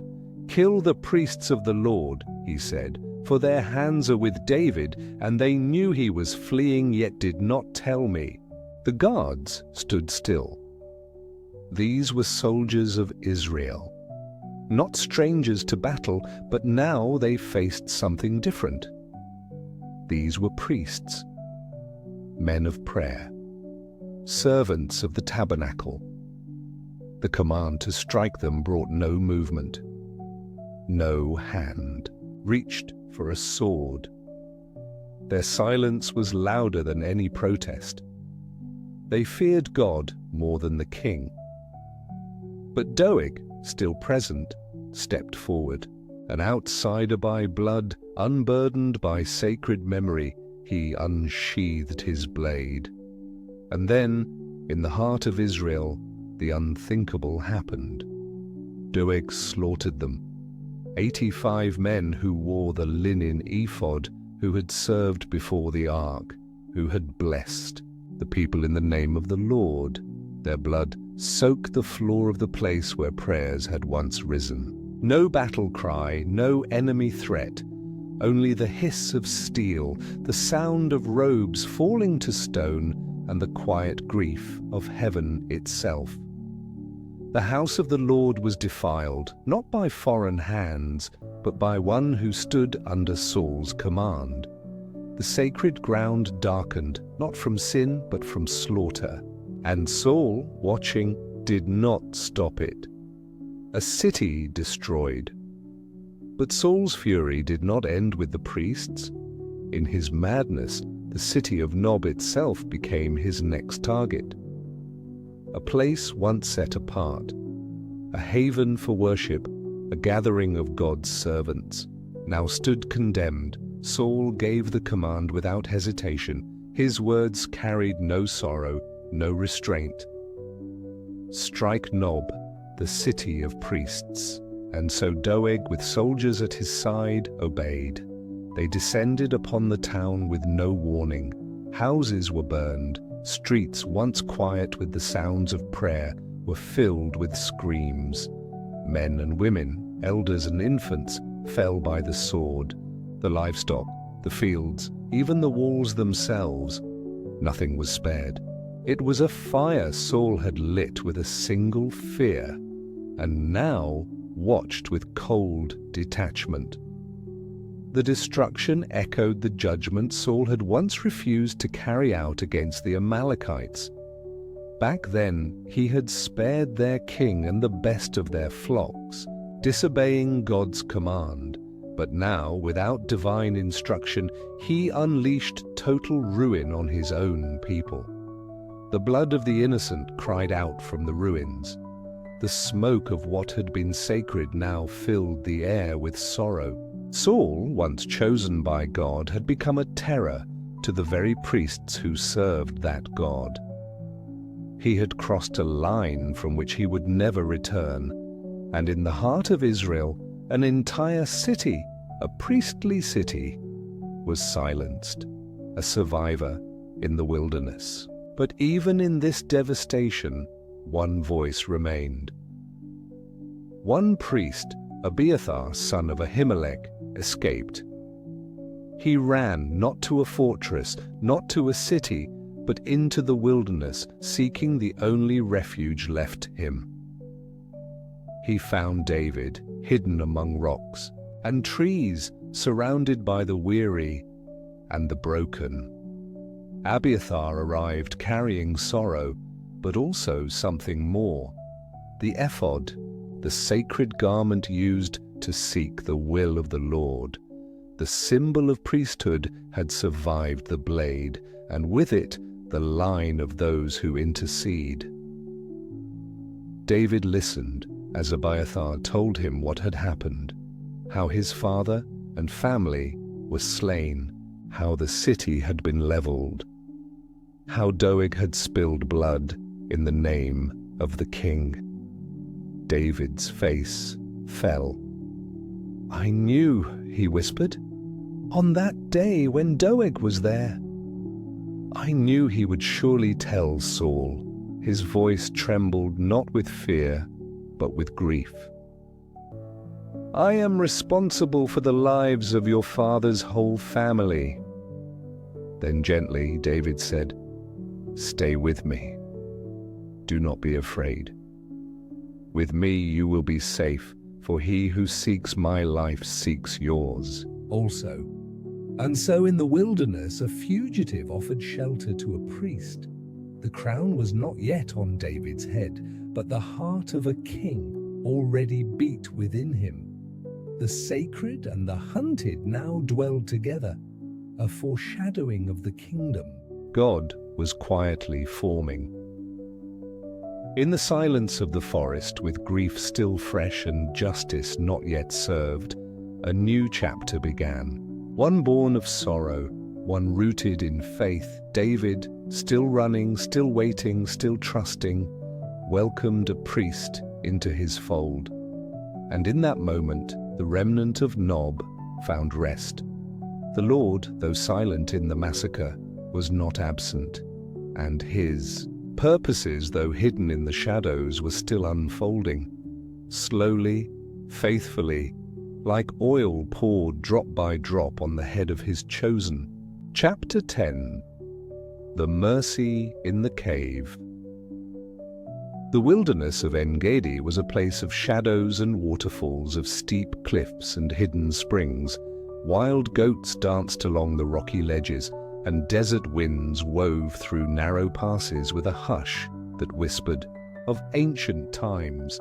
In this sacred solitude, David and his men found refuge in caves, dark, cool chambers tucked into the stone like secret places of God's making. They were fugitives, yes, but they were not forgotten. Though they moved like the hunted, their hearts remained steady in the Lord. Day by day, the threat of Saul drew closer. The king, now consumed by his pursuit, had gathered 3,000 chosen men from all Israel and gone to seek David in the rocky places of the wild goats. Saul's footsteps were not soft. His army stirred dust with every march, but even such force could not trace the anointed of God when heaven chose to hide him. And so, unknowingly, Saul drew near to the very place where David waited in silence. On a day marked by heat and rest, Saul stepped away from his company and entered a cave alone, to relieve himself, unaware that David and his men lay further, back in the shadows of the same hollow. The cave swallowed Saul in darkness. Outside, sunlight danced across the cliffs, but within, the moment hung still and silent. David's men saw the opportunity and whispered in excitement, "This is the day the Lord spoke of when he said, 'I will give your enemy into your hand, to do with as you wish.'" Their voices trembled with anticipation. The hunter had entered the lair of the hunted. He was alone, vulnerable, within reach. This was the moment when fate seemed to bend toward justice. The man who had thrown spears, who had slaughtered priests, who had chased David like a fox through valleys and hills. This man was now unguarded. One movement, one strike, and the throne would be David's. But David did not move in haste. He breathed slowly, quietly, for his heart, though wearied by exile, still bowed to something higher than vengeance. He rose, soft as a shadow, and crept forward toward the king who had sought his life. A cut, not a kill. David moved gently through the darkness. His feet did not echo against the stone. His breath remained low. And as he reached Saul, who knelt, unknowing in the stillness, David drew his blade, not for blood, but for a sign. He reached out and carefully cut a corner from the king's robe. The cloth fell into his hand with no cry, no struggle, no sound beyond the slice of fabric. But the moment carried weight. As David turned and slipped back into the shadows, something stirred in his spirit, a pang of sorrow, not pride. Even the small act of dishonoring the robe troubled him. The robe represented Saul's anointing, his calling, his place. And though Saul had strayed far from God's path, David would not take what was not his to claim. He looked at his men and rebuked them, not harshly, but with conviction. "The Lord forbid that I should do this thing to my master, the Lord's anointed," he said. "I will not raise my hand against him, for he is the one anointed by the Lord." David's voice was quiet but firm. His men, who had urged him toward bloodshed, now saw in him something deeper than strength. They saw reverence, they saw restraint, and they did not move against Saul. In that dark cave, mercy stood taller than ambition. David knew that a throne taken by violence would not be a throne of peace.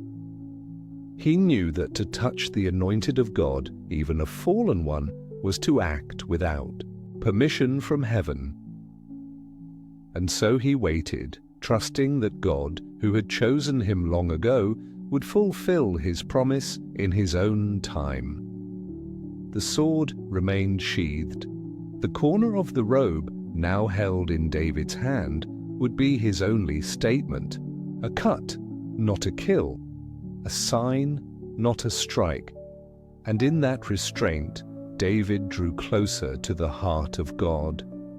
The confrontation. When Saul finished and stepped out of the cave, the sun touched his shoulders once more, and the breeze returned to whisper through the cliffs. He rejoined his men, unaware of how close death had come to him in the silence. But David could not remain hidden. He stepped out from the cave entrance and called out after the king, "My lord the king!" His voice echoed across the rocks, clear and humble. Saul turned, his eyes narrowed, but then David bowed low, his face to the ground. He was not a rebel in that moment. He was not a warrior seeking power. He was a servant, honoring his king. David stood and lifted the corner of the robe in his hand. Why do you listen to those who say, "David seeks to harm you"? Look, this day your eyes have seen how the Lord delivered you into my hand in the cave. Some urged me to kill you, but I spared you. I said, I will not raise my hand against my Lord, for he is the Lord's anointed. His words were gentle, but they pierced like truth. See the corner of your robe in my hand. I cut it, but I did not kill you. There is no evil or rebellion in my heart. I have not sinned against you, yet you hunt me to take my life. The canyon held its breath. David's voice softened, not in weakness, but in grace. May the Lord judge between us. May he vindicate me. But my hand will not touch you. As the proverb says, from the wicked comes wickedness, but my hand shall not be against you. Saul stood motionless. The robe fluttered in David's fingers. The truth could not be denied. And then the king's voice broke, a promise made. Tears welled in Saul's eyes, unexpected and heavy. He looked at the man he had pursued with such relentless fury and said, Is this your voice, my son David? His voice trembled with emotion, and he wept aloud. You are more righteous than I, Saul admitted. You have repaid me good, whereas I have repaid you evil. Today you have shown me kindness. When the Lord gave me into your hands, you did not kill me. What man finds his enemy and lets him go away safely? His words, though broken, were honest. For the moment, may the Lord reward you with good for what you have done to me this day. And then, as if awakening to the truth long resisted, Saul spoke the words he had feared. I know now that you will surely be king, and that the kingdom of Israel shall be established in your hand. He did not ask for favor. He asked for mercy, Swear to me by the Lord that you will not cut off my descendants after me, that you will not destroy my name from my father's house." David did not hesitate. He gave his word, "I swear." The oath was simple but sacred. It was a promise that would echo through generations, a promise that even when David would ascend the throne, the house of Saul would not be erased from the earth. Then, as quietly as they had come together, they parted. Saul returned to his palace. His soldiers gathered around him once more, but his heart carried something different now. Not peace, perhaps, but pause. For he had seen mercy where he expected judgment. David, too, turned back to the stronghold, surrounded by his men who now looked upon him with reverence. He had not struck the king, but in that mercy he had risen higher than any sword could lift him, and the wilderness, once filled with the cry of pursuit, grew quiet once more. The spear was not thrown that day. The robe was not torn further. The Lord, who watches every heart, had shown that his anointing still held weight. That mercy in the hands of the faithful was more powerful than the blade.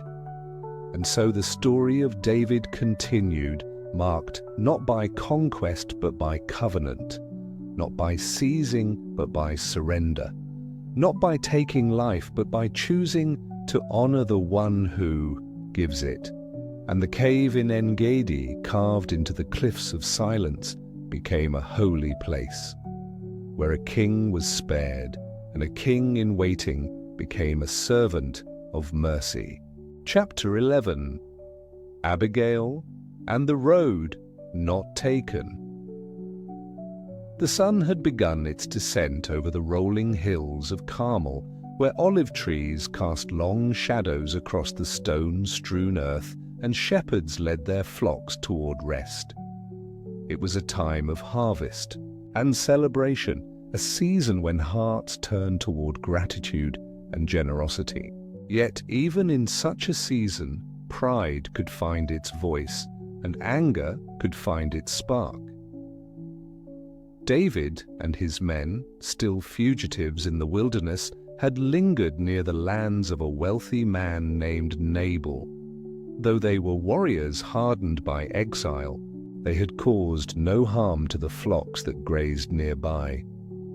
In truth, they had been a wall of protection, standing quietly between the shepherds and danger. No sheep had been lost. No servant had been harmed. Their presence, though uninvited, had been a gift. So when the feast of shearing came, a time when tables were filled and generosity flowed, David sent a humble request. 10 young men carried his message, words wrapped in respect. "Peace be to you and your house. We come on a feast day. Please give whatever you can to your servants and to your son David." But Nabal, whose name itself meant foolishness, answered with scorn. "Who is David?" he scoffed. "There are many servants these days who break away from their masters. Should I take my bread and my meat and give them to men I do not know?" The words were harsh, and the heart behind them colder still. When the message returned to David, a fire lit within him. He rose to his feet, his jaw set. "Each of you strap on your sword," he commanded. 400 men obeyed. 200 stayed behind to guard supplies. The road before them was now one of vengeance. The offense had struck deep, and David's oath came swiftly. "May God do so to me, and more if by morning I leave alive one male of all who belong to him." The wilderness, once a place of patience and waiting, now echoed with the sound of sharpening blades and hurried steps. The sun dipped lower, and shadows lengthened, not just across the land, but within the soul of the one who walked toward blood. A woman of wisdom in the stone house of Nabal, where plenty abounded and wine flowed freely, another spirit stirred, one of discernment, quiet strength, and holy urgency. Abigail, Nabal's wife, heard from the servants what had occurred. They spoke of David's kindness in the fields, of his men's protection, of the sharp insult her husband had hurled like a stone into the face of honor. They feared what would come next, and Abigail, wise in heart and swift in thought, did not waste a moment. She did not wait for permission or debate. She gathered loaves of bread, skins of wine, roasted grain, clusters of raisins, and pressed figs. She loaded the supplies on donkeys and set out quickly without a word to her husband. The path she traveled was not only one of distance, but of destiny. Beneath the weight of baskets and beneath the open sky, she rode not as one afraid, but as one who bore a sacred task, to stand between wrath and ruin, to speak peace into a storm that had not yet broken. As the curve of the path bent and the dust of approaching men rose in the distance, Abigail saw him. David, with his face stern, his sword at his side, and the fire of justice in his eyes. She dismounted, fell before him, and bowed low to the ground. "Upon me alone, my lord, be the guilt," she said, her voice steady, her heart full. "Let your servant speak in your ears. Do not regard this worthless man, Nabal. He is what his name means. Folly is with him." But she did not stop with blame. Her words were not weapons, they were balm. "The Lord has restrained you from blood guilt and from saving with your own hand," she continued. "And when the Lord has dealt well with you, when he has appointed you ruler over Israel, remember your servant." Abigail stood not only with food in her hands, but with wisdom upon her lips. She reminded David of who he was, not a man of vengeance, but a man of purpose. She painted for him a future that blood could stain, and then offered him a way back to peace. Her courage was quiet, but its echo reached heaven. Turning from wrath, the desert wind softened as David listened.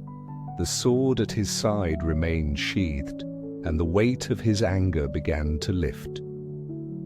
The woman before him, adorned not in armor but in humility, had touched something deeper than offense. She had reached the part of him that still longed for God's will above his own. "Blessed be thee, Lord, the God of Israel, who sent you to meet me this day," David said, his voice no longer sharp. "Blessed be your discretion, and blessed be you who have kept me from blood guilt and from avenging myself with my own hand." He looked at the gifts she had brought, but more than that, he looked at her, at the wisdom she carried, the courage she had shown, and the peace she had restored. "Go up in peace to your house," he said. "See, I have obeyed your voice, and I have granted your petition." And just like that, the road turned, the march halted, the swords lowered. A battle that could have marked David with guilt instead marked him with grace. Not because of force, not because of fear, but because a woman of understanding had dared to stand in the breach, in the silence that followed, as the sun faded behind the hills and the stars began to appear one by one. David's men turned back. No blood was spilled, no village burned.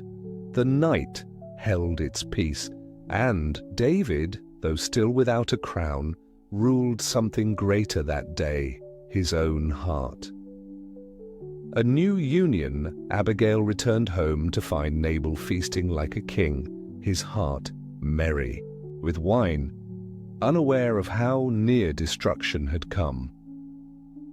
She said nothing that night, waiting until the morning light softened the house. Then she told him all that had occurred, and when her words reached him, Nabal's heart turned to stone. Whether from fear or judgment, his body failed him, and 10 days later the Lord struck him down. News of Nabal's death came to David in the wilderness. He heard it not with delight, but with solemn understanding. "Blessed be the Lord," he said, "who has upheld my cause and kept his servant from doing wrong."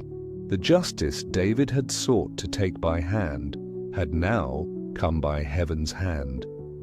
And then, with quiet confidence, David sent word to Abigail.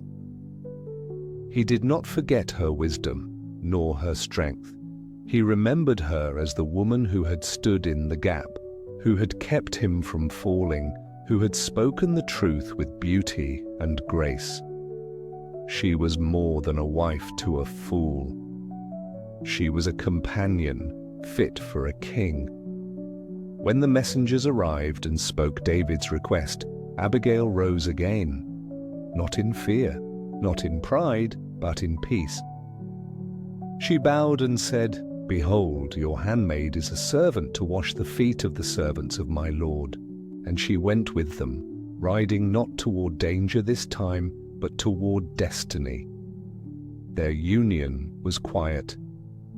No trumpet sounded, no courts declared it with banners, but heaven saw, and heaven smiled. For in this joining something holy stirred, a woman of discernment beside a man of promise, a heart that saw clearly beside a heart that longed to walk rightly. Together, they would face valleys and victories. Together they would learn what it meant to walk with God not only in triumph, but in trust. And as the hills of Judah held their breath, as the stars blinked softly over the wilderness once more, a new chapter in David's story began. Not on the battlefield, but on a road where wrath was turned aside and wisdom prevailed. In that moment, God's mercy was written not on scrolls, but on hearts, and the road not taken, the road of blood and vengeance, faded behind them like a shadow at dawn. Chapter 12. The Spear and the Jug. The wind was still that night, as if even the desert air had paused to listen. Beneath the velvet sky, the stars watched with ancient silence as two men moved like shadows upon the hills of Hakilah. David led the way, his steps cautious but certain, and behind him came Abishai, his loyal nephew and warrior of fierce resolve. Word had reached them that Saul once again pursued David, the king's obsession rekindled like a fire refusing to die. Though mercy had been shown, and Saul's heart once softened, the darkness in him returned. And so David, with a heart that no longer wished for war but longed only to understand, chose to look upon his pursuer with his own eyes once more. The enemy lay encamped in the valley below, 3,000 chosen men of Israel, hand-picked, to pursue one. Torches glowed dimly along the perimeter, but most were now fading into sleep.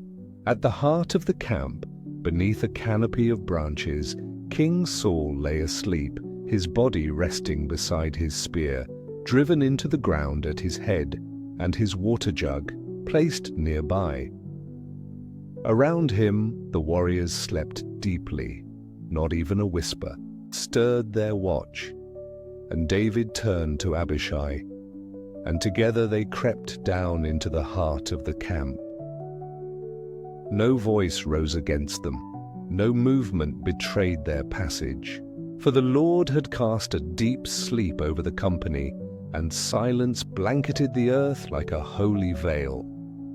When they reached Saul, Abishai's eyes burned with a quiet fire.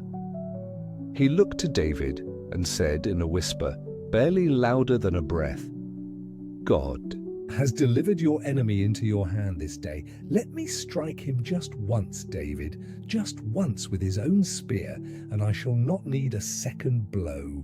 But David laid a gentle hand upon him and shook his head. His voice was calm, unwavering, soaked in reverence. "Do not destroy him. Who can lift his hand against the Lord's anointed and be guiltless?" His eyes remained on Saul, not with hatred, but with a sorrow that ran deep. "As surely as the Lord lives, the Lord himself will strike him, or his day will come to die, or he will fall in battle. But I will not lift my hand against the one anointed by God."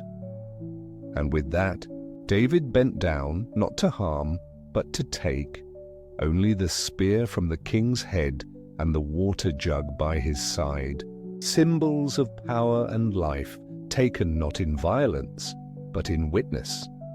Then without sound they left the camp, rising once more like shadows, swallowed by the dark hills that had become their refuge, another mercy from a distance, upon the slope of a hill far enough to be safe, yet near enough to be heard. David stood with Abishai at dawn's edge. The sun had not yet broken the horizon, but its promise glimmered along the sky. With the king's spear in one hand and his water jug in the other, David cried out to the camp below, "Abner, will you not answer, Abner?" The chief of Saul's guard stirred, confused and groggy, his eyes lifting toward the hills from where the voice called. "Who are you who calls to the king?" David's voice rose again, filled not with mockery, but with solemn rebuke. "Are you not a man? And who is like you in Israel? Why then have you not kept watch over your lord, the king? Someone came to destroy your master, and you did not see it. By now, the camp was awake." Saul stood among them, his robe clutched to his chest, his eyes scanning the hills until they fell upon the familiar figure. And David held up the spear and the jug, proof not only of his presence, but of his restraint. "My lord the king," David called, "why does your servant find such pursuit? What have I done? What evil is in my hand?" His voice trembled not with fear, but with a longing that had grown weary from asking these questions again and again. And Saul answered. His voice was soft, almost broken. "Is this your voice, my son David?" "It is my voice, my lord, O king," David replied. "May the Lord repay every man for his righteousness and his faithfulness. For the Lord delivered you into my hand today, but I would not stretch out my hand against his anointed." The king looked upon him, not with the fire of pursuit, but with the sorrow of a heart stirred. And again, as he had before, Saul wept. "I have sinned," he said. "Return, my son David. I will not harm you again, because my life was precious in your eyes this day. Indeed, I have played the fool and erred exceedingly." But David did not move closer. He did not descend the hill. Instead, he planted the spear in the ground and called again. "Here is the king's spear. Let one of your young men come and get it." And so ended another moment of mercy, not taken in blood, but given in grace. David had spared the king once more, but this time something had changed. A weary heart. The wind blew gently over the hilltop, rustling the dry grasses like whispers in prayer. David stood still for a long while after Saul's words had faded into the hush of morning. The king had wept again, had spoken words of regret again. But David's heart, though soft, was no longer quick to trust. He remembered the cave at En-gedi, the hem of the robe he had cut, the trembling of Saul's voice then too. And he remembered what followed, the promises broken, the hunt renewed, the danger unrelenting. Mercy had been offered once, and now twice. But the fruit of Saul's repentance did not endure. David's heart was not filled with bitterness, only weariness. The weight of being pursued, of always fleeing, always watching, always wondering if the next day would bring death. It carved into the soul like the dry riverbeds carved into the Judean hills. He looked to Abishai, who still watched the camp below with disbelief. "He will come again," David said quietly. "The words are soft today, but tomorrow the spear may fly once more." And so David turned away. He did not linger to embrace the moment, for he had known too many like it. He did not answer Saul's plea to return. The echo of mercy remained, but the heart that once reached out now drew inward, not out of hate, but from holy exhaustion. He returned the spear, he turned his back, and he walked away. A hunted man, yet still unbroken, a man of God, whose soul longed not for vengeance, but for rest.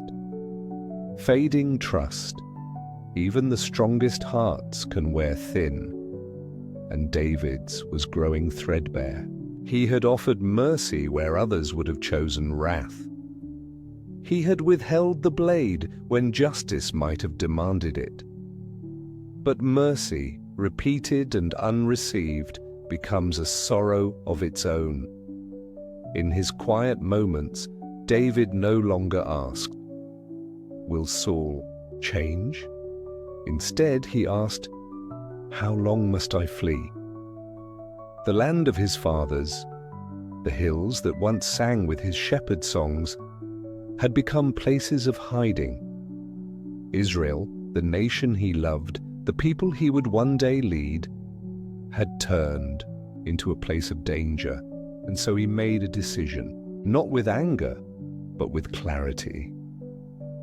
"One day I shall perish by the hand of Saul," he whispered to himself. "There is nothing better for me than to escape to the land of the Philistines." It was a hard thought, to seek refuge among enemies. But peace was no longer to be found in Israel. He did not take this path because he doubted God. On the contrary, it was because he trusted him still. But David knew that God's protection often comes through wisdom. And wisdom now said, "Leave. Let the fire die down. Let the storm pass." So he left the land of promise, not forever, but for a season. He would walk roads unfamiliar, speak tongues not his own, and dwell among strangers. But his heart remained God's. His harp still carried the psalms of the Most High, and his soul, though weary, still bowed in reverence. The spear had not been thrown that night, but the threat remained, like thunder beyond the hills. And so David walked away, a man of mercy, a man of ache, a man still carried by the hand of God. And the Lord, who sees all things, watched over him still. Chapter 13. Among the Philistines. The sun lingered low over the Judean hills, casting golden shadows across the wilderness. In those quiet moments, a new chapter was beginning, not in Israel, but beyond its borders.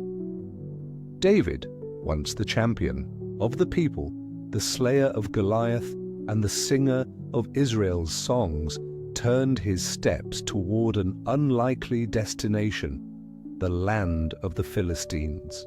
The very nation he had once defied was now his place of refuge.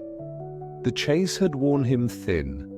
Though he had spared Saul twice, and though mercy had been offered freely, the danger had not passed. The threat still stirred in the heart of the king, and David, no longer willing to risk the lives of those with him, made a bold and humbling choice. He sought safety not among friends, but among those once called foes. King Achish of Gath, who ruled one of the 5 strongholds of the Philistines, received David not with scorn, but with curiosity. This man, once their enemy, was now a wanderer, with a growing following. Warriors, families, elders, and children. The story of his valor had spread even among the Philistines, and Achish, discerning the winds of change, welcomed him with open hands. Achish gave to David a town, Ziklag, nestled at the edge of Philistine lands, a place on the fringe, a home for the exiled. And David, who had roamed cave to cave, now had a land to rest in, a shelter for his people. It was strange, unexpected, yet woven with God's quiet guidance. For even in the land of enemies, the Lord prepares a table. The people of Ziklag began to till the land, to raise their tents, and to build lives once more. Children laughed again. The weary began to breathe without fear. It was not the land of promise, but it was a pause, a gift of peace in the middle of the storm. In this unlikely refuge, David's steps were ordered. Even in exile, the Lord was present. The hidden raids. The days in Ziklag unfolded slowly at first, but the work of a leader is never idle. David, though living under the eye of Philistine protection, remained a servant of the God of Israel, and his heart still beat for his people, even as he walked foreign soil. To King Achish, David reported acts of loyalty, that he had gone out against the southern towns of Judah and the Kenites, enemies of the Philistines' enemies. But, in truth, David's missions took him against other foes, Amalekites and ancient enemies of Israel, those who had long afflicted God's people. He struck swiftly and left no survivors. It was not cruelty, but necessity, for David could not risk a whisper reaching Achish's ears of what truly took place. The raids were quiet, strategic, and unspoken. His men followed him not only in strength, but in trust. Each mission was carried out with precision, and each return brought spoils to Ziklag. To Achish it appeared that David's heart had turned against Israel, and the Philistine king began to believe he had secured a loyal servant. But David walked a fine line, one paved with wisdom and restraint. He did not gloat, nor did he confide. He simply moved with care, letting the Lord guide each step. It was a difficult season, not of open glory, but of silent faith. These were not the battles sung in psalms. These were hidden acts of service, and yet they mattered no less in the eyes of God. This season taught David that leadership is not always about songs and triumphs. Sometimes it is about decisions made in the quiet, choices unseen by crowds but witnessed by heaven. Even when hidden, even when misunderstood, David stayed faithful to the call upon his life. Warriors. Gather Ziklag, though small and distant, became a place of gathering. One by one they came, men whose hearts had grown restless under Saul's reign, warriors from every tribe, seekers of something greater.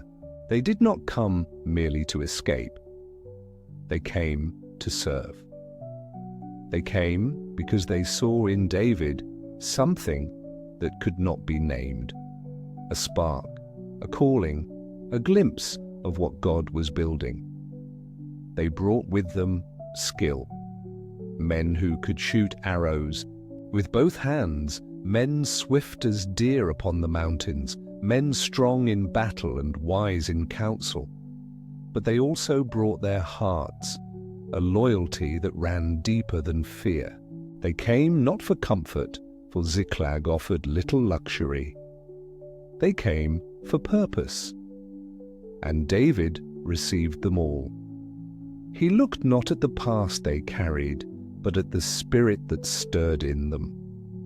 He formed them not into a band of rebels, but into something holy, a company of brothers bound not by bitterness but by hope. Together they trained, together they waited. Though the world did not yet see it, a kingdom was forming. In the shadows, in the wilderness, in a place forgotten by kings and scribes, God was weaving his future. David, the shepherd who once played his harp in the fields of Bethlehem, now walked among mighty men. His courage had drawn them, but it was his heart that held them.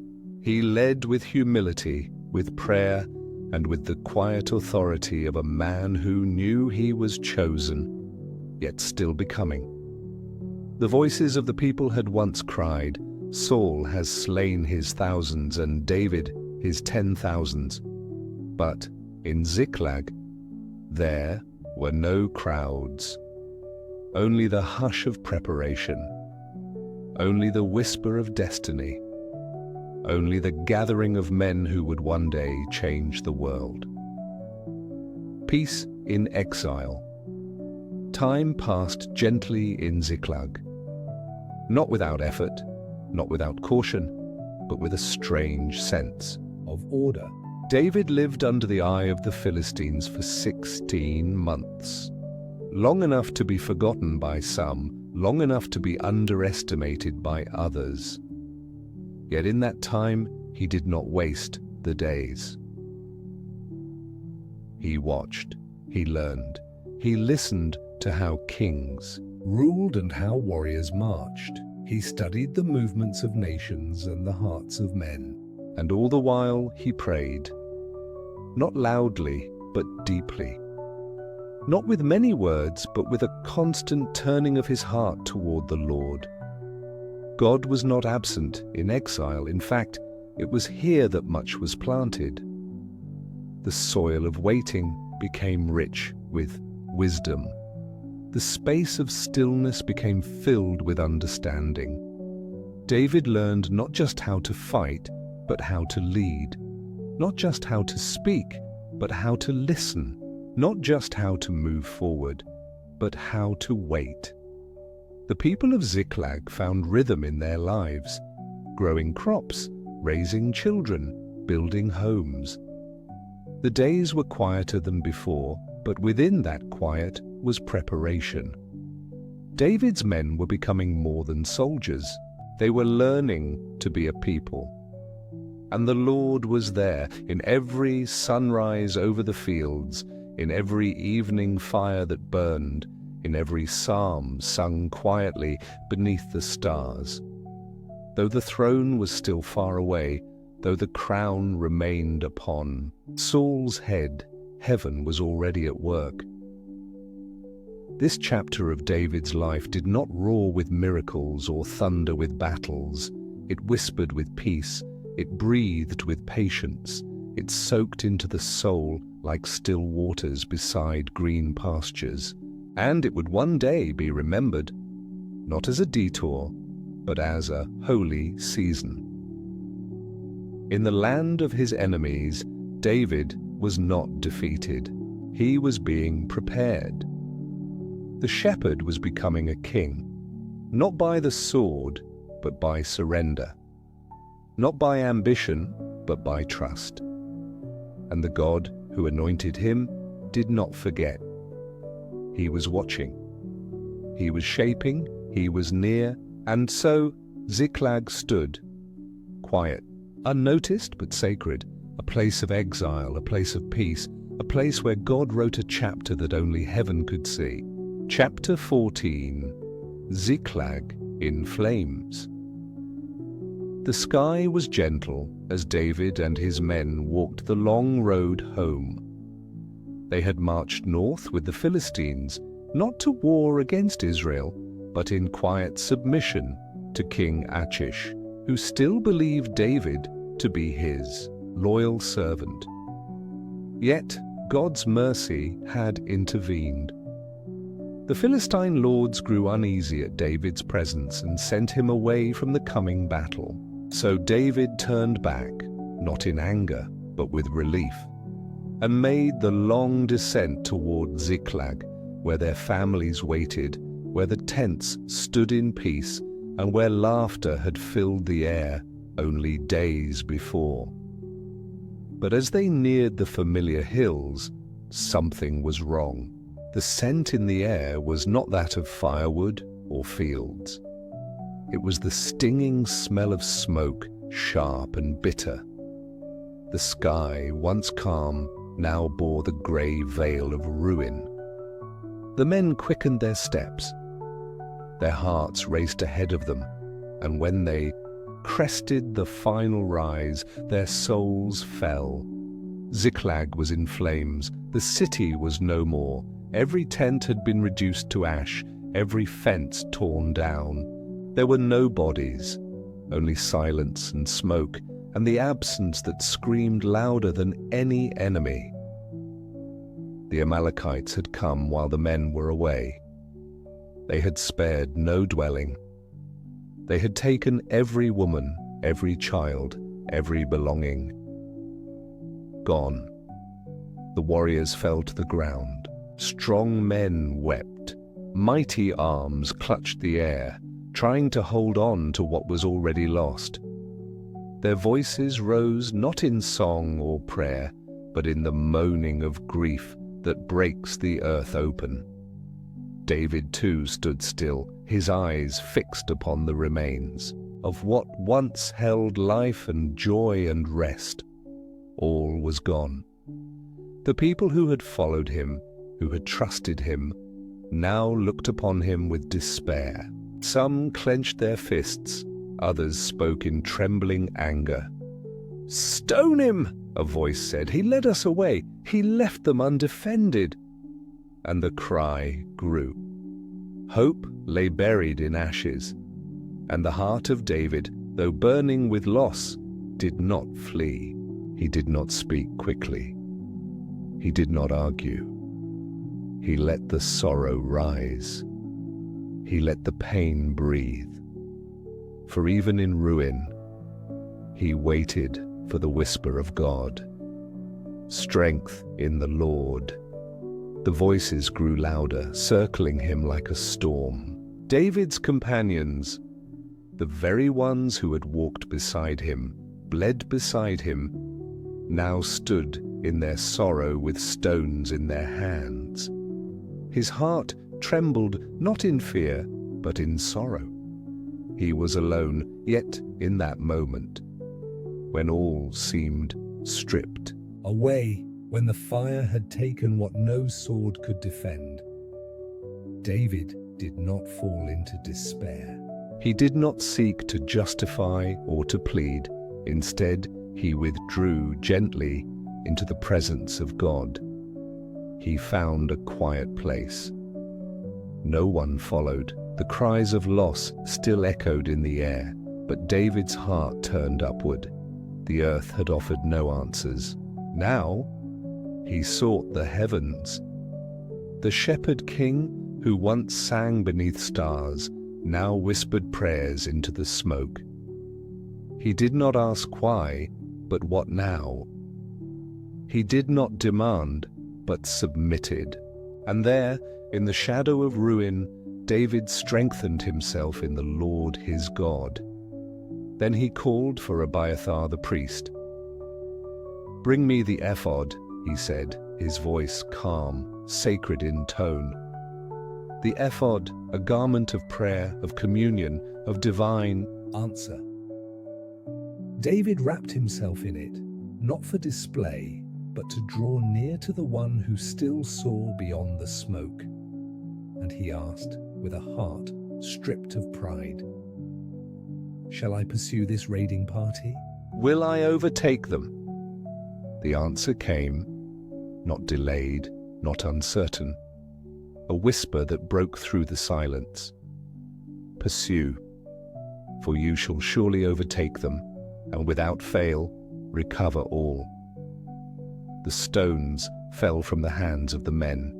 David rose, not with anger, not with vengeance, but with the quiet strength of one who had heard from God. And the camp began to stir, not with mourning now, but with motion. The journey would be hard, the ground still smouldered. But where ashes lay, purpose now began to rise. The chase and the battle David gathered his 600 men. Some still bore tear-stained faces, others rode with the weight of sorrow on their shoulders. But all moved forward, for the Lord had spoken. And when God speaks, the path becomes holy ground. They rode through dry valleys and over stony plains, following the faint trail left by the Amalekite raiders. The heat was harsh, the grief still heavy.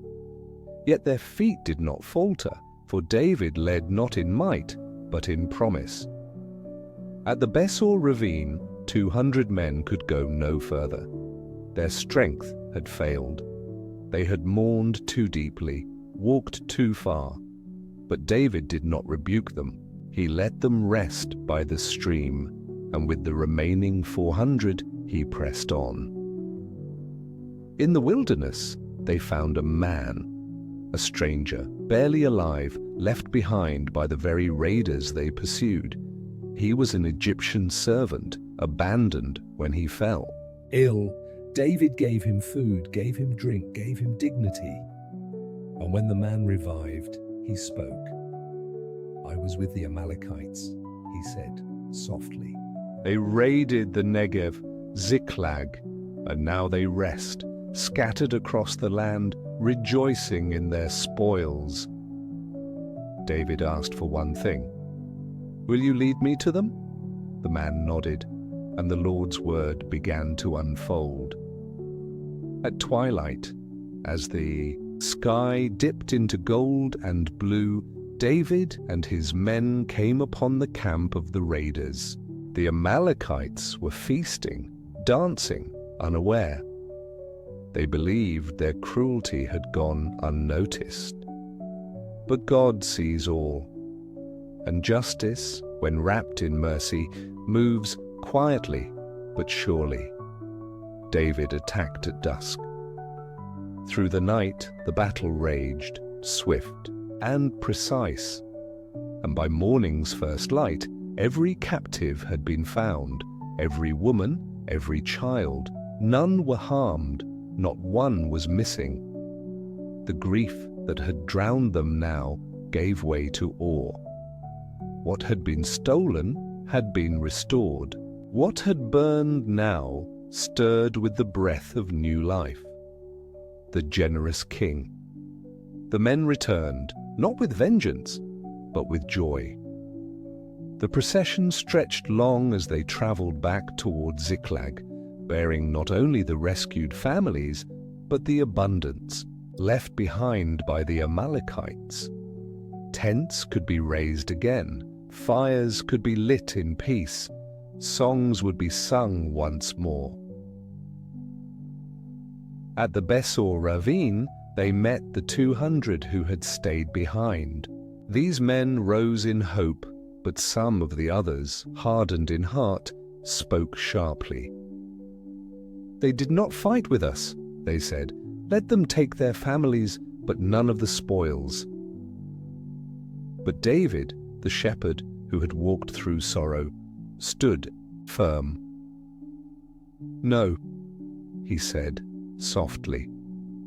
"What the Lord has given, we will not divide in pride. The share of those who stayed shall be the same as those who fought.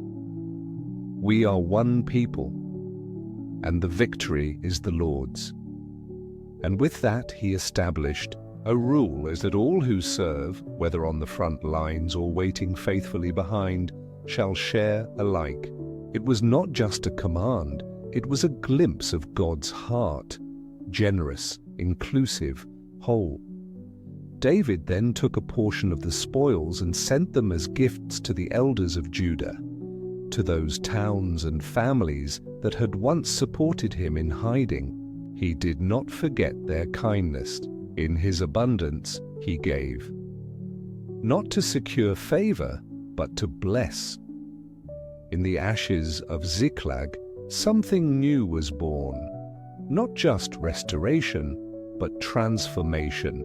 The man who had once fled for his life now led with grace. The warrior now acted with the heart of a king.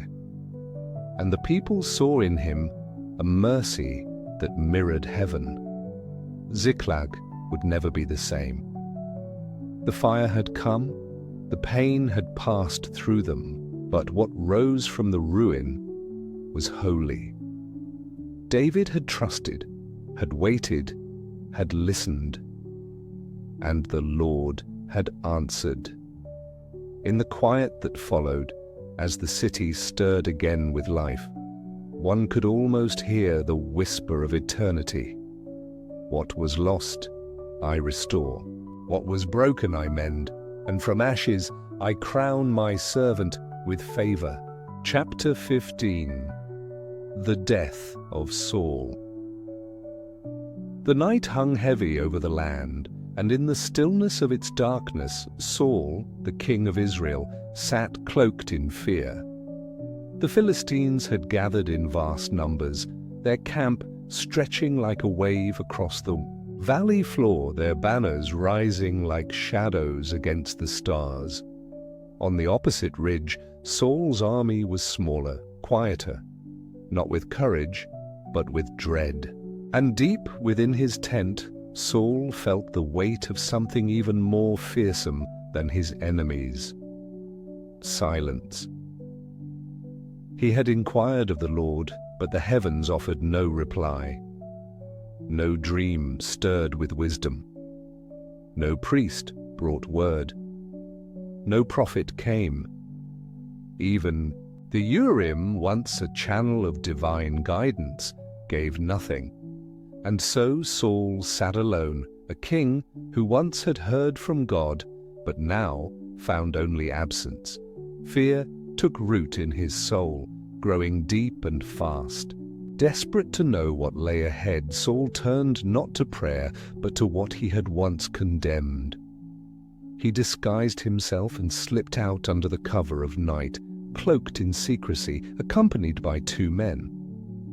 They traveled north to Endor, a place whispered about, for it held one who claimed to speak with the dead, a medium, a woman of forbidden arts. He arrived at her door and pleaded, "Consult a spirit for me. Bring up the one I name." The woman hesitated. "You know what Saul has done, how he cut off the mediums and spiritists from the land. Why do you lay a trap for my life?" But Saul swore an oath. "No punishment shall come upon you for this." And so, trembling, she agreed. "Whom shall I bring up for you?" He answered, "Samuel." As she began her work, a terror overtook her. "You are Saul," she cried, falling back. But it was too late.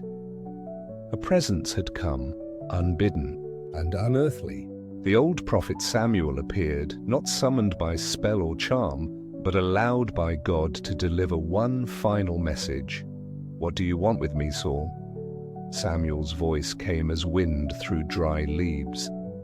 Saul bowed low, desperate. "I am in great distress. The Philistines are coming, and God has departed from me. I have called on you to tell me what to do." But Samuel's words were not of comfort. "Why do you ask me, since the Lord has turned from you? You did not obey the Lord. Because of this, the kingdom has been torn from your hands and given to David, and tomorrow you and your sons will be with me." The cold truth struck like a blade. Tomorrow. Death was near. Saul fell to the ground, weakened by the words and the weight of his fate.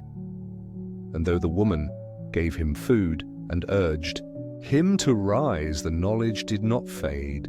The silence of God had been broken, but the answer was not what he had hoped. The battle on Gilboa. The morning rose upon Mount Gilboa with a chill that did not come from the air. The valley below stirred with life, chariots drawn, spears gleaming, war drums pulsing like a heartbeat of death. The Philistines surged forward, and the battle began. Israel's line, already frayed in spirit, broke quickly. The soldiers scattered under the strength of the Philistines' charge. Arrows rained from the heights. Shields splintered. Shouts of war turned to cries of retreat. The mighty ones of Israel fell. Among them were Saul's sons, brave Jonathan, beloved by David and loyal to his father to the end. Alongside him, Abinadab and Malchishua, all struck down on that fateful hill. The king's lineage was being severed, not by betrayal, but by battle. Saul, still standing, watched the collapse unfold around him. But he too had been wounded, pierced by arrows, his strength bleeding from him. Surrounded and weakening, he turned to his armor-bearer. "Draw your sword," he said. "Run me through, lest these uncircumcised come and abuse me." But the young man would not. His hands trembled. He could not strike the one anointed of the Lord. So Saul fell upon his own sword. A life once chosen now ended in silence. And when his armor-bearer saw that Saul was dead, he too fell upon his own blade. 2 lives linked by loyalty, gone in the dust of defeat. Israel's first king had died, not in peace, not in glory, but in sorrow. His crown lay beside him, his armor broken, his journey complete. The sun set over Mount Gilboa, and the land grew quiet again. But it was a silence not of peace, but of mourning. The final humiliation. When the Philistines came to gather the spoils of battle, they found what they had not expected: the body of a king. Saul lay on the field, and beside him his sons. The enemy did not honor him nor bury him. Instead, they stripped him of his armor, severed his head, and carried the remains to their cities in triumph. They fastened Saul's body to the wall of Beth-shan, high and visible, a trophy of their victory, a symbol of Israel's defeat.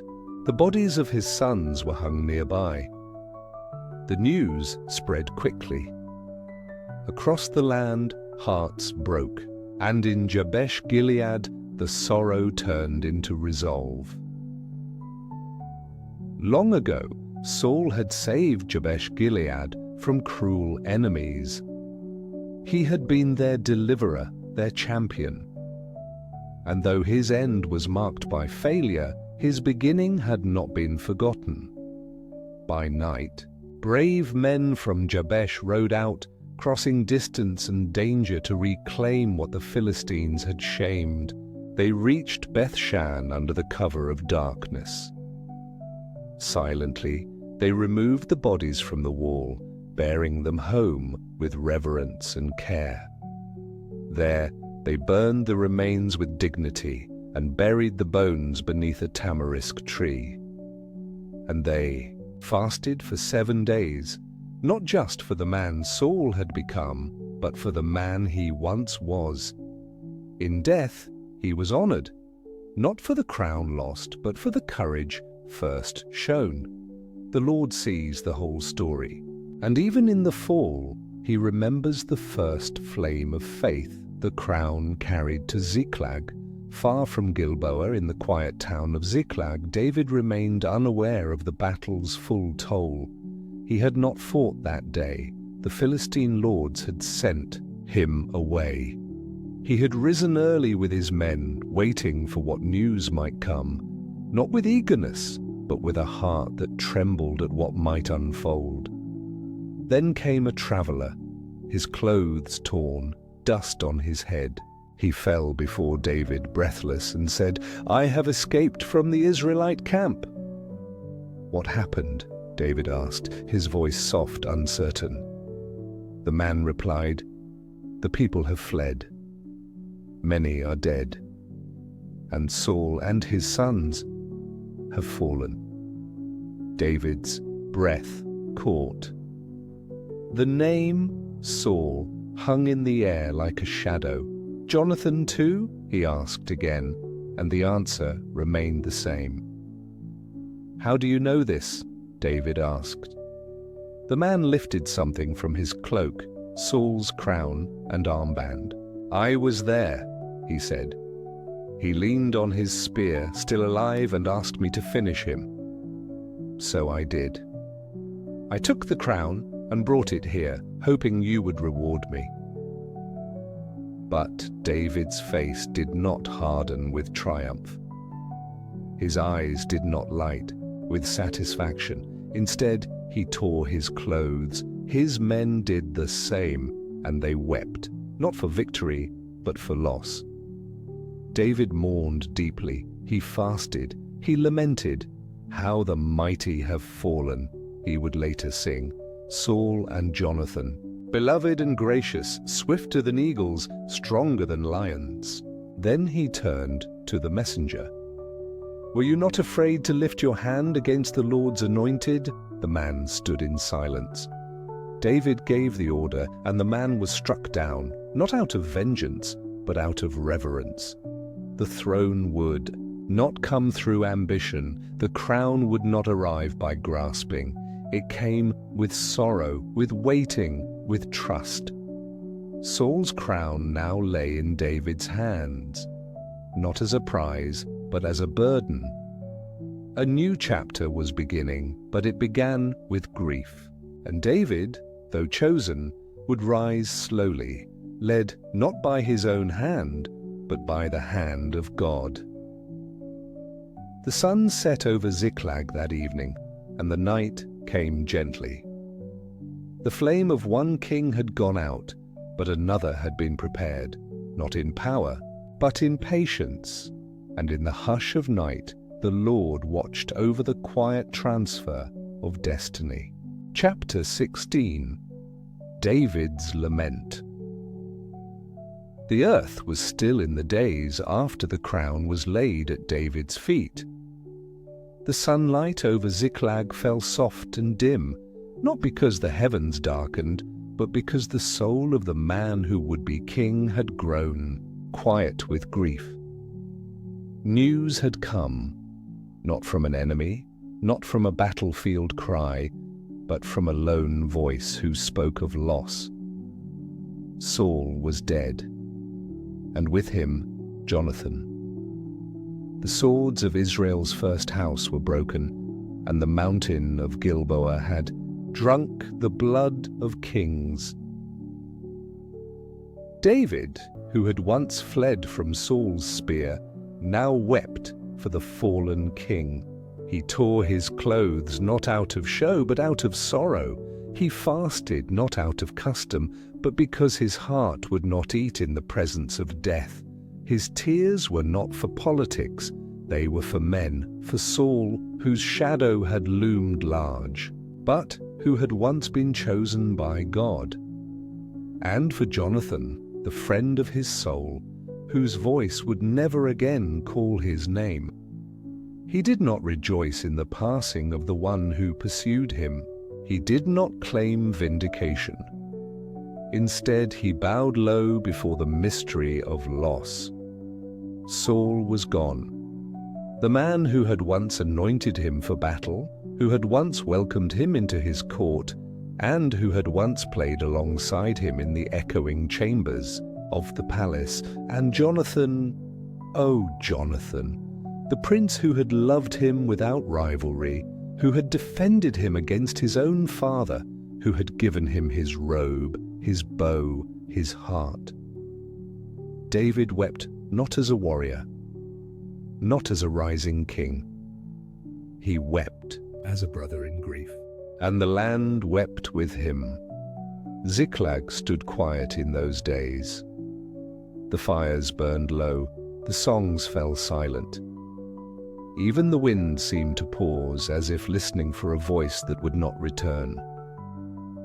David, though surrounded by his men, felt the ache of holy aloneness, and in that sacred place of loss his soul began to sing. The song of the bow. David did not speak to the crowd with proclamations of power. He did not announce his claim to the throne or rally the people to his cause. Instead, he gave them a song, a lament, born not from ambition, but from sorrow. He called it the Song of the Bow, for Jonathan's bow, once swift and true, now rested silent in the dust. "Teach this song to the people of Judah," David said. "Let it be known, let it be remembered. Let not the memory of Saul and Jonathan fade into the noise of history. Let their names be wrapped in dignity, not defeat." And he began to sing. "Your glory, O Israel, lies slain on your heights. How the mighty have fallen." His voice, low and steady, carried the ache of the mountains. It was not a performance. It was a prayer, a sacred remembrance. He spoke of Saul's strength, of the days when the king clothed daughters in scarlet and enriched the land with gold. He did not recount the spears or the jealousy. He remembered the grace, however far away it had become. Saul and Jonathan, beloved and lovely. In life they were not divided. They were swifter than eagles, stronger than lions. These words, tender and slow, fell over the people like healing oil. David did not mourn alone. Judah listened, and the lament entered their hearts, for even those who feared Saul remembered the fire that once made him king, and even those who had never met Jonathan felt the echo of his loyalty. The song rose like incense into the air, curling through the tents of Ziklag, rising to the hills beyond. David was not just mourning, he was teaching the people to mourn. Well, not with bitterness but with honor, not in silence but in sacred memory. Daughters of Israel, weep for Saul. He clothed you in luxury. He lifted you in pride. This was not the voice of vengeance. It was the voice of a shepherd who had learned that even fallen kings are not forgotten in God's sight. And the people, moved by his words, took the song as their own, a love beyond rivalry. David's lament turned then to one name, not of royalty, but of brotherhood. "Jonathan," he whispered, "I grieve for you, my brother. You were very dear to me." And the song grew softer, as if the very breath of the earth slowed to listen. Your love for me was wonderful, more than the love of women. There was no pride in these words, only awe. a quiet reverence for a friendship that had never been shadowed by envy or torn by ambition. Jonathan, who had every right to cling to the throne, had instead laid it down in peace. He had chosen love over power. He had chosen David. Their bond had not needed to be explained. It had only needed to be lived, in glances exchanged on the battlefield, in whispered promises beside the field, in oaths made not with swords but with hearts. Jonathan had stood beside David not as a prince guarding his future, but as a friend, protecting another's. And now that love had been silenced by war. David spoke not to the people, but to the memory itself. He let the words rise slowly. He did not rush the grief. He did not hide the tenderness. He let it shine, pure and open. For in a world where power often breaks bonds, David and Jonathan had found something holy, a connection not born of gain, but of trust. A love that outlasted the throne. A friendship that would be sung for generations. "Jonathan," he said once more, and then the song quieted, not because the sorrow ended, but because the silence said what words could not. A grieving shepherd. When the song was sung and the people had bowed their heads, David did not move quickly. The crown that had come to him lay nearby, but he did not lift it. The throne of Israel waited, but he did not climb it. He sat quietly like a shepherd once more, listening for God in the hush of morning. The time would come for action. The time would come for anointing, but not yet. Let grief do its work. Let it cleanse the heart. Let it carve new space for the calling ahead. David had known the valley of shadows. He had walked in fear. He had fled in pain. But this sorrow was different. It was not about survival. It was about remembrance. About honoring what had been lost. About letting the ache stretch wide enough to hold both love and loss. And so he waited. He did not strategize. He did not command.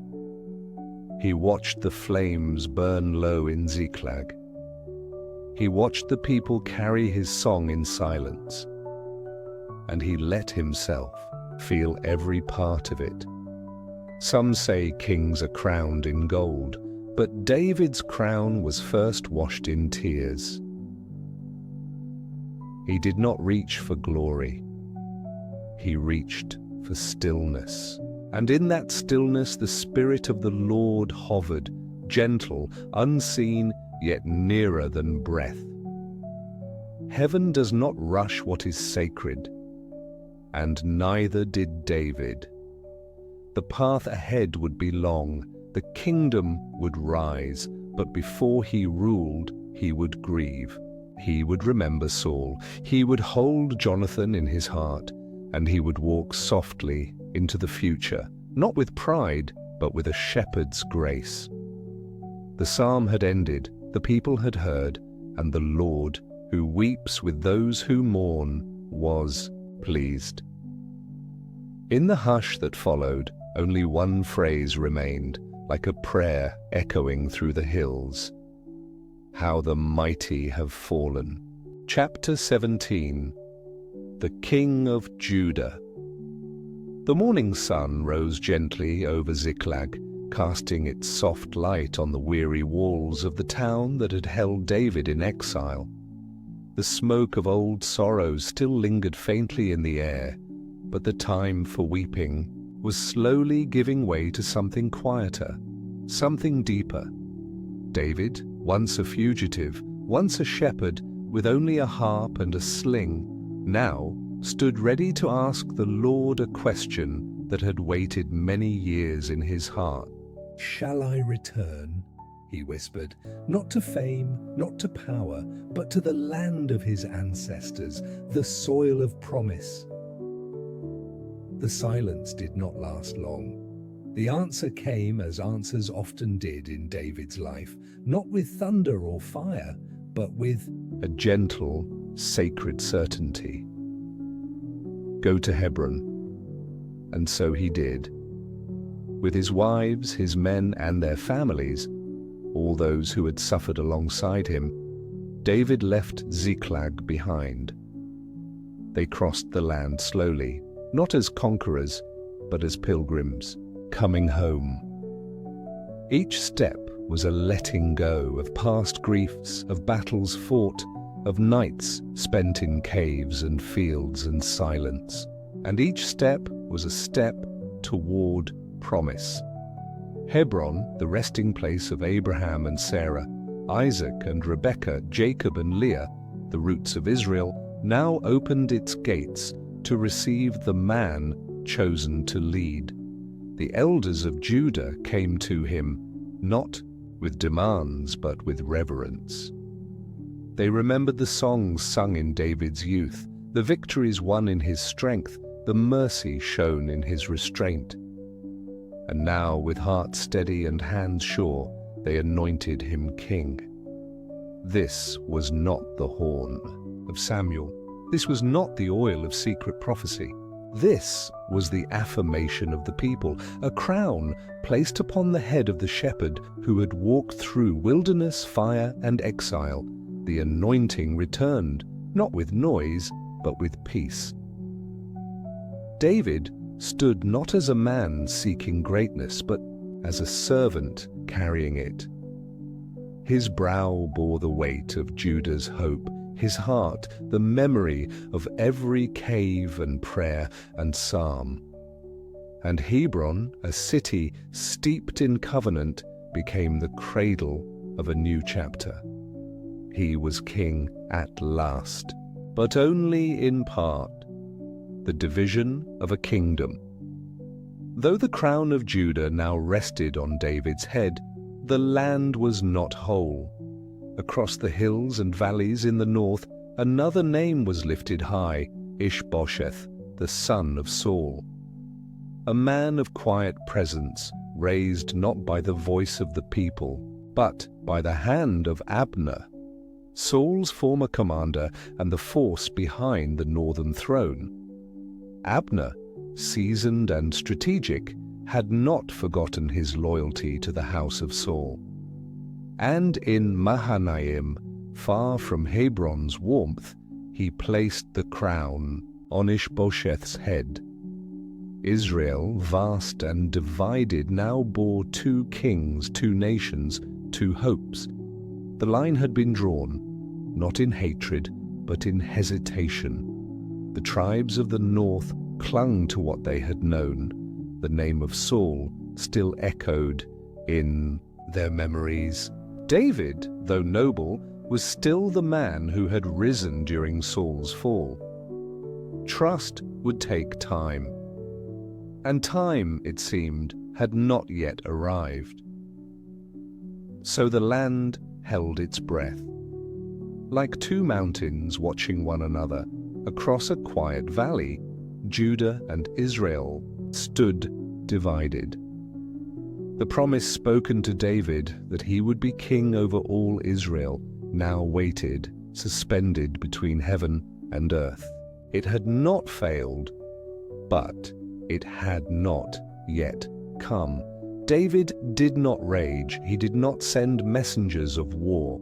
He ruled Judah with peace, planting seeds of righteousness, letting the Lord unfold the rest. He wore the crown with patience, not with pressure. And Hebron, though not the heart of the full kingdom, beat steadily beneath his feet. Even in tension, David remained faithful. He did not grasp for what God had not yet given. He let the story unfold, one quiet page at a time, the pool of blood. But not all waited as David did. In the land between the two kingdoms lay a pool at Gibeon. Still, circular, like a mirror for the sky. It was there that men met, not to make peace, but to test strength. 12 from each side, 12 for Judah, 12 for Israel, stood by the water's edge. What began as a match quickly fell into sorrow. Each man struck his opponent, each fell. The water ran still, but the soil drank blood. 24 warriors, sons of Israel, died without victory. The stillness did not last. The match turned to battle. Swords clashed, shields broke. And among the fray ran Asahel, swift-footed, brother of Joab, eager to prove his might. He chased Abner, not with strategy, but with burning pride. "Turn aside," Abner warned him. "Take the armor of another. Stop chasing me." But Asahel did not stop. He raced like a gazelle, heart pounding, feet flying. And then, in a single moment, Abner struck, not with glory, but with grief. The back of his spear pierced Asahel's body. The young man fell, his strength shattered, his breath fleeing into the air. Joab and Abishai, brothers of Asahel, burned with sorrow. Their loyalty turned to fire. Vengeance took root. The pool that once mirrored the sky now echoed with the cries of men. Abner called for peace. "Shall the sword devour forever? Must brothers die beneath the same sun?" Joab listened, but his heart had changed. Something dark had entered it, a grief too deep to rest. He would remember this. He would wait. He would not forget. And so the battle paused. Men returned to their camps. But the blood on the ground was not washed away. It marked the soil. It marked the future. The path to unity had begun, but it would be soaked in sorrow. Steady hands in a divided land. In Hebron, David heard of the battle. He mourned for Asahel. He understood the sorrow of Joab, but he did not feed the fire. He did not retaliate. Instead, he returned to what he knew: quiet leadership, steady faithfulness. The days passed, and in those days sons were born to him. His household grew, not only in number, but in depth. A court began to form, not of prideful warriors, but of men learning to walk by the rhythm of David's heart. Hebron, though small, became a place of peace. David ruled without rushing. He made no war against Ishbosheth. He waited. He trusted. For the God who had brought him from the pastures of Bethlehem to the throne of Judah would surely complete what he began. The people of Judah flourished under his care. Justice was not shouted but practiced. Mercy was not declared but lived. And the land began to recognize that this king, this man of song and sorrow, of war and worship, led not by the force of his hand, but by the strength of his heart. David's patience became his greatest weapon. While others fought and grasped, he watched, he prayed, he listened, and slowly the heart of a nation began to beat in rhythm with the shepherd king. The crown of Judah glistened softly in the Hebron sun, and in heaven the promise still stood, waiting for its fullness, moving toward its time. David did not rush it. He simply remained faithful. And in that faithfulness, God was building something eternal. Chapter 18. The King of all Israel. In the quiet chambers of Mahanaim, once strong with purpose, a fracture began to widen. Abner, the mighty commander who had raised up Ishbosheth, now stood at odds with the very king he had enthroned. Their words had once been united, spoken for the house of Saul, defended with fire and loyalty. But now mistrust entered between them, like a shadow crossing a wall at dusk. It began with a small accusation, a question of Abner's intentions, a whisper of suspicion from Ishbosheth's lips. But Abner, proud and weathered, would not abide dishonor. "Am I a dog's head of Judah?" he said with quiet thunder. "All this time I have shown loyalty to the house of your father, to your brothers, to your friends, and you question me over a woman." It was not merely the accusation that stung. It was the blindness of it, the ingratitude, the absence of respect. In that moment, Abner made a choice. He turned his heart toward David, not from bitterness alone, but from clarity. He had seen the future written in David's steps. He had watched the shepherd grow into a leader, and now he would help fulfill what God had begun long ago. He sent word to David, "Make a covenant with me, and I will bring all Israel to you." David received the message with hope, but asked for one thing in return: not gold, not land, but the return of Michal, his wife, and Saul's daughter, whom he had once loved and lost. It was not a demand of pride, but of restoration. The reunion would signal a mending of what had been torn. Abner honored the request. And soon after, he came to Hebron in peace, speaking of unity, of tribes joined under one crown. David received him kindly. A meal was shared, a promise made. Abner departed to gather Israel, his mission holy, his steps steady. But Joab, David's commander and Asahel's brother, burned with vengeance. He could not forget the blood spilled at Gibeon. When he heard of Abner's peaceful visit, rage stirred. Without David's blessing, Joab sent messengers. Abner was called back to Hebron, not for peace, but for death. There at the gate, where the city should have been a refuge, Joab met him, and in the stillness of false greeting, he struck. Abner fell. The one who sought unity was slain by the memory of a brother's blood. David wept. He tore his garments. He walked before the people in mourning, not as a king above grief, but as a man who longed for righteousness. "I am weak this day," he said, "though anointed king. These sons of Zeruiah are too hard for me."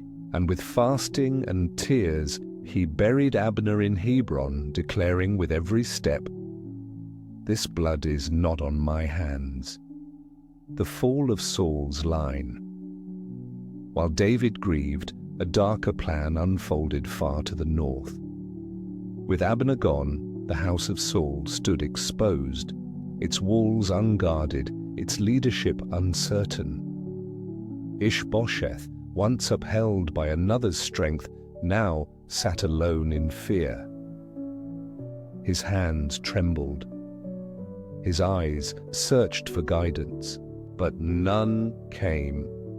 Then, in the quiet of midday, two men, Baana and Rechab, captains from Saul's own tribe, entered his house. They had not come to serve. They had come to end. As Ishbosheth lay resting, perhaps in sorrow, perhaps in silence, they struck him and took his head. They believed they were doing David a favor. They believed that with this act they would secure a place in his kingdom. They rode hard to Hebron, bearing the severed head as proof, their hearts filled not with reverence, but with ambition. But David did not rejoice. His face, upon hearing their tale, turned pale with sorrow. "Have you forgotten?" he asked. "When a man brought me news of Saul's death, thinking to earn a reward, I struck him down for lifting his hand against the Lord's anointed. And now you have slain a righteous man in his own house, upon his bed where he trusted you." With solemn voice he gave the order. The men were executed, not in rage, but in justice. And the head of Ishbosheth was buried in Hebron, near the tomb of Abner. David made no throne of blood. He claimed no crown from corruption. In every act, he walked the narrow road of righteousness. And the people saw. From Judah to Israel, hearts began to turn. This king did not rule with grasping hands or vengeful ambition. He ruled with reverence, with mercy, with grief that honored life. And trust, slow and sacred, began to bloom across the land. The third anointing. At last, the day came. The tribes of Israel, scattered, divided, long uncertain, gathered as one before the gates of Hebron.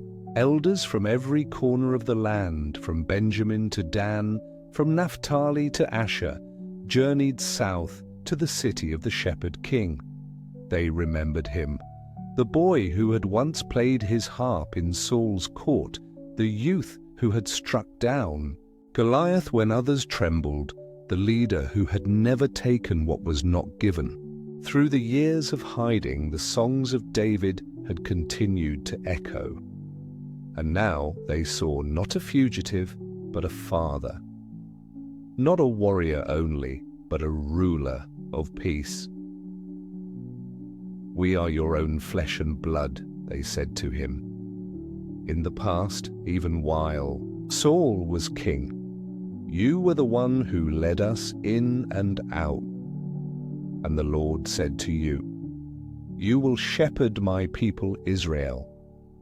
And there, in Hebron, before the altar, they anointed him king, not just of Judah, but of all Israel.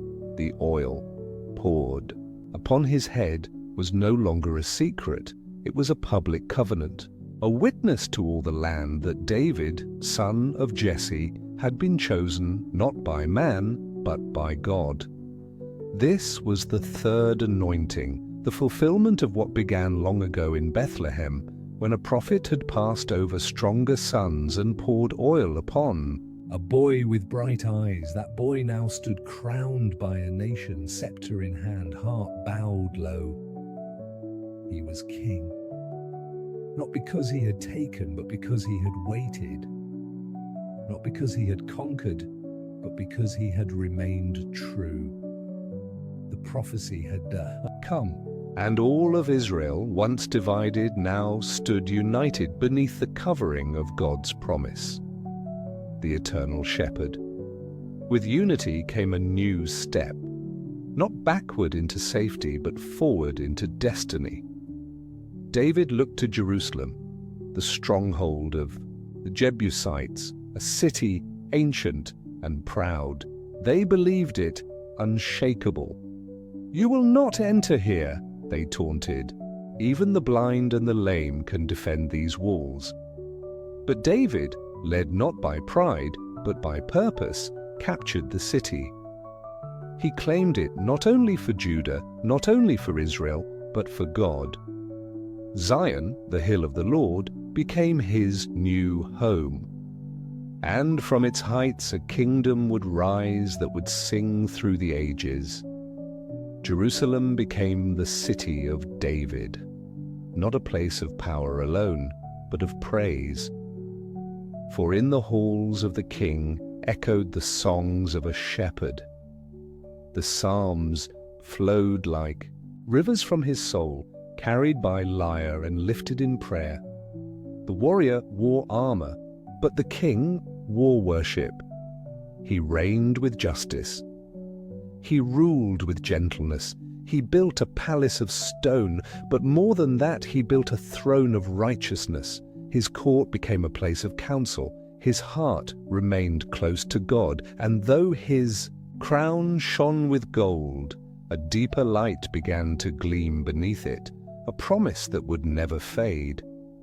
For from David's line, a greater king would come, one who would not just rule cities, but redeem hearts, one whose throne would never be shaken, one who would shepherd not just Israel, but the world. In David's songs we hear the echoes of that greater voice. In his psalms we catch the fragrance of a future hope. The shepherd had become king, and the king would one day give birth to the Savior.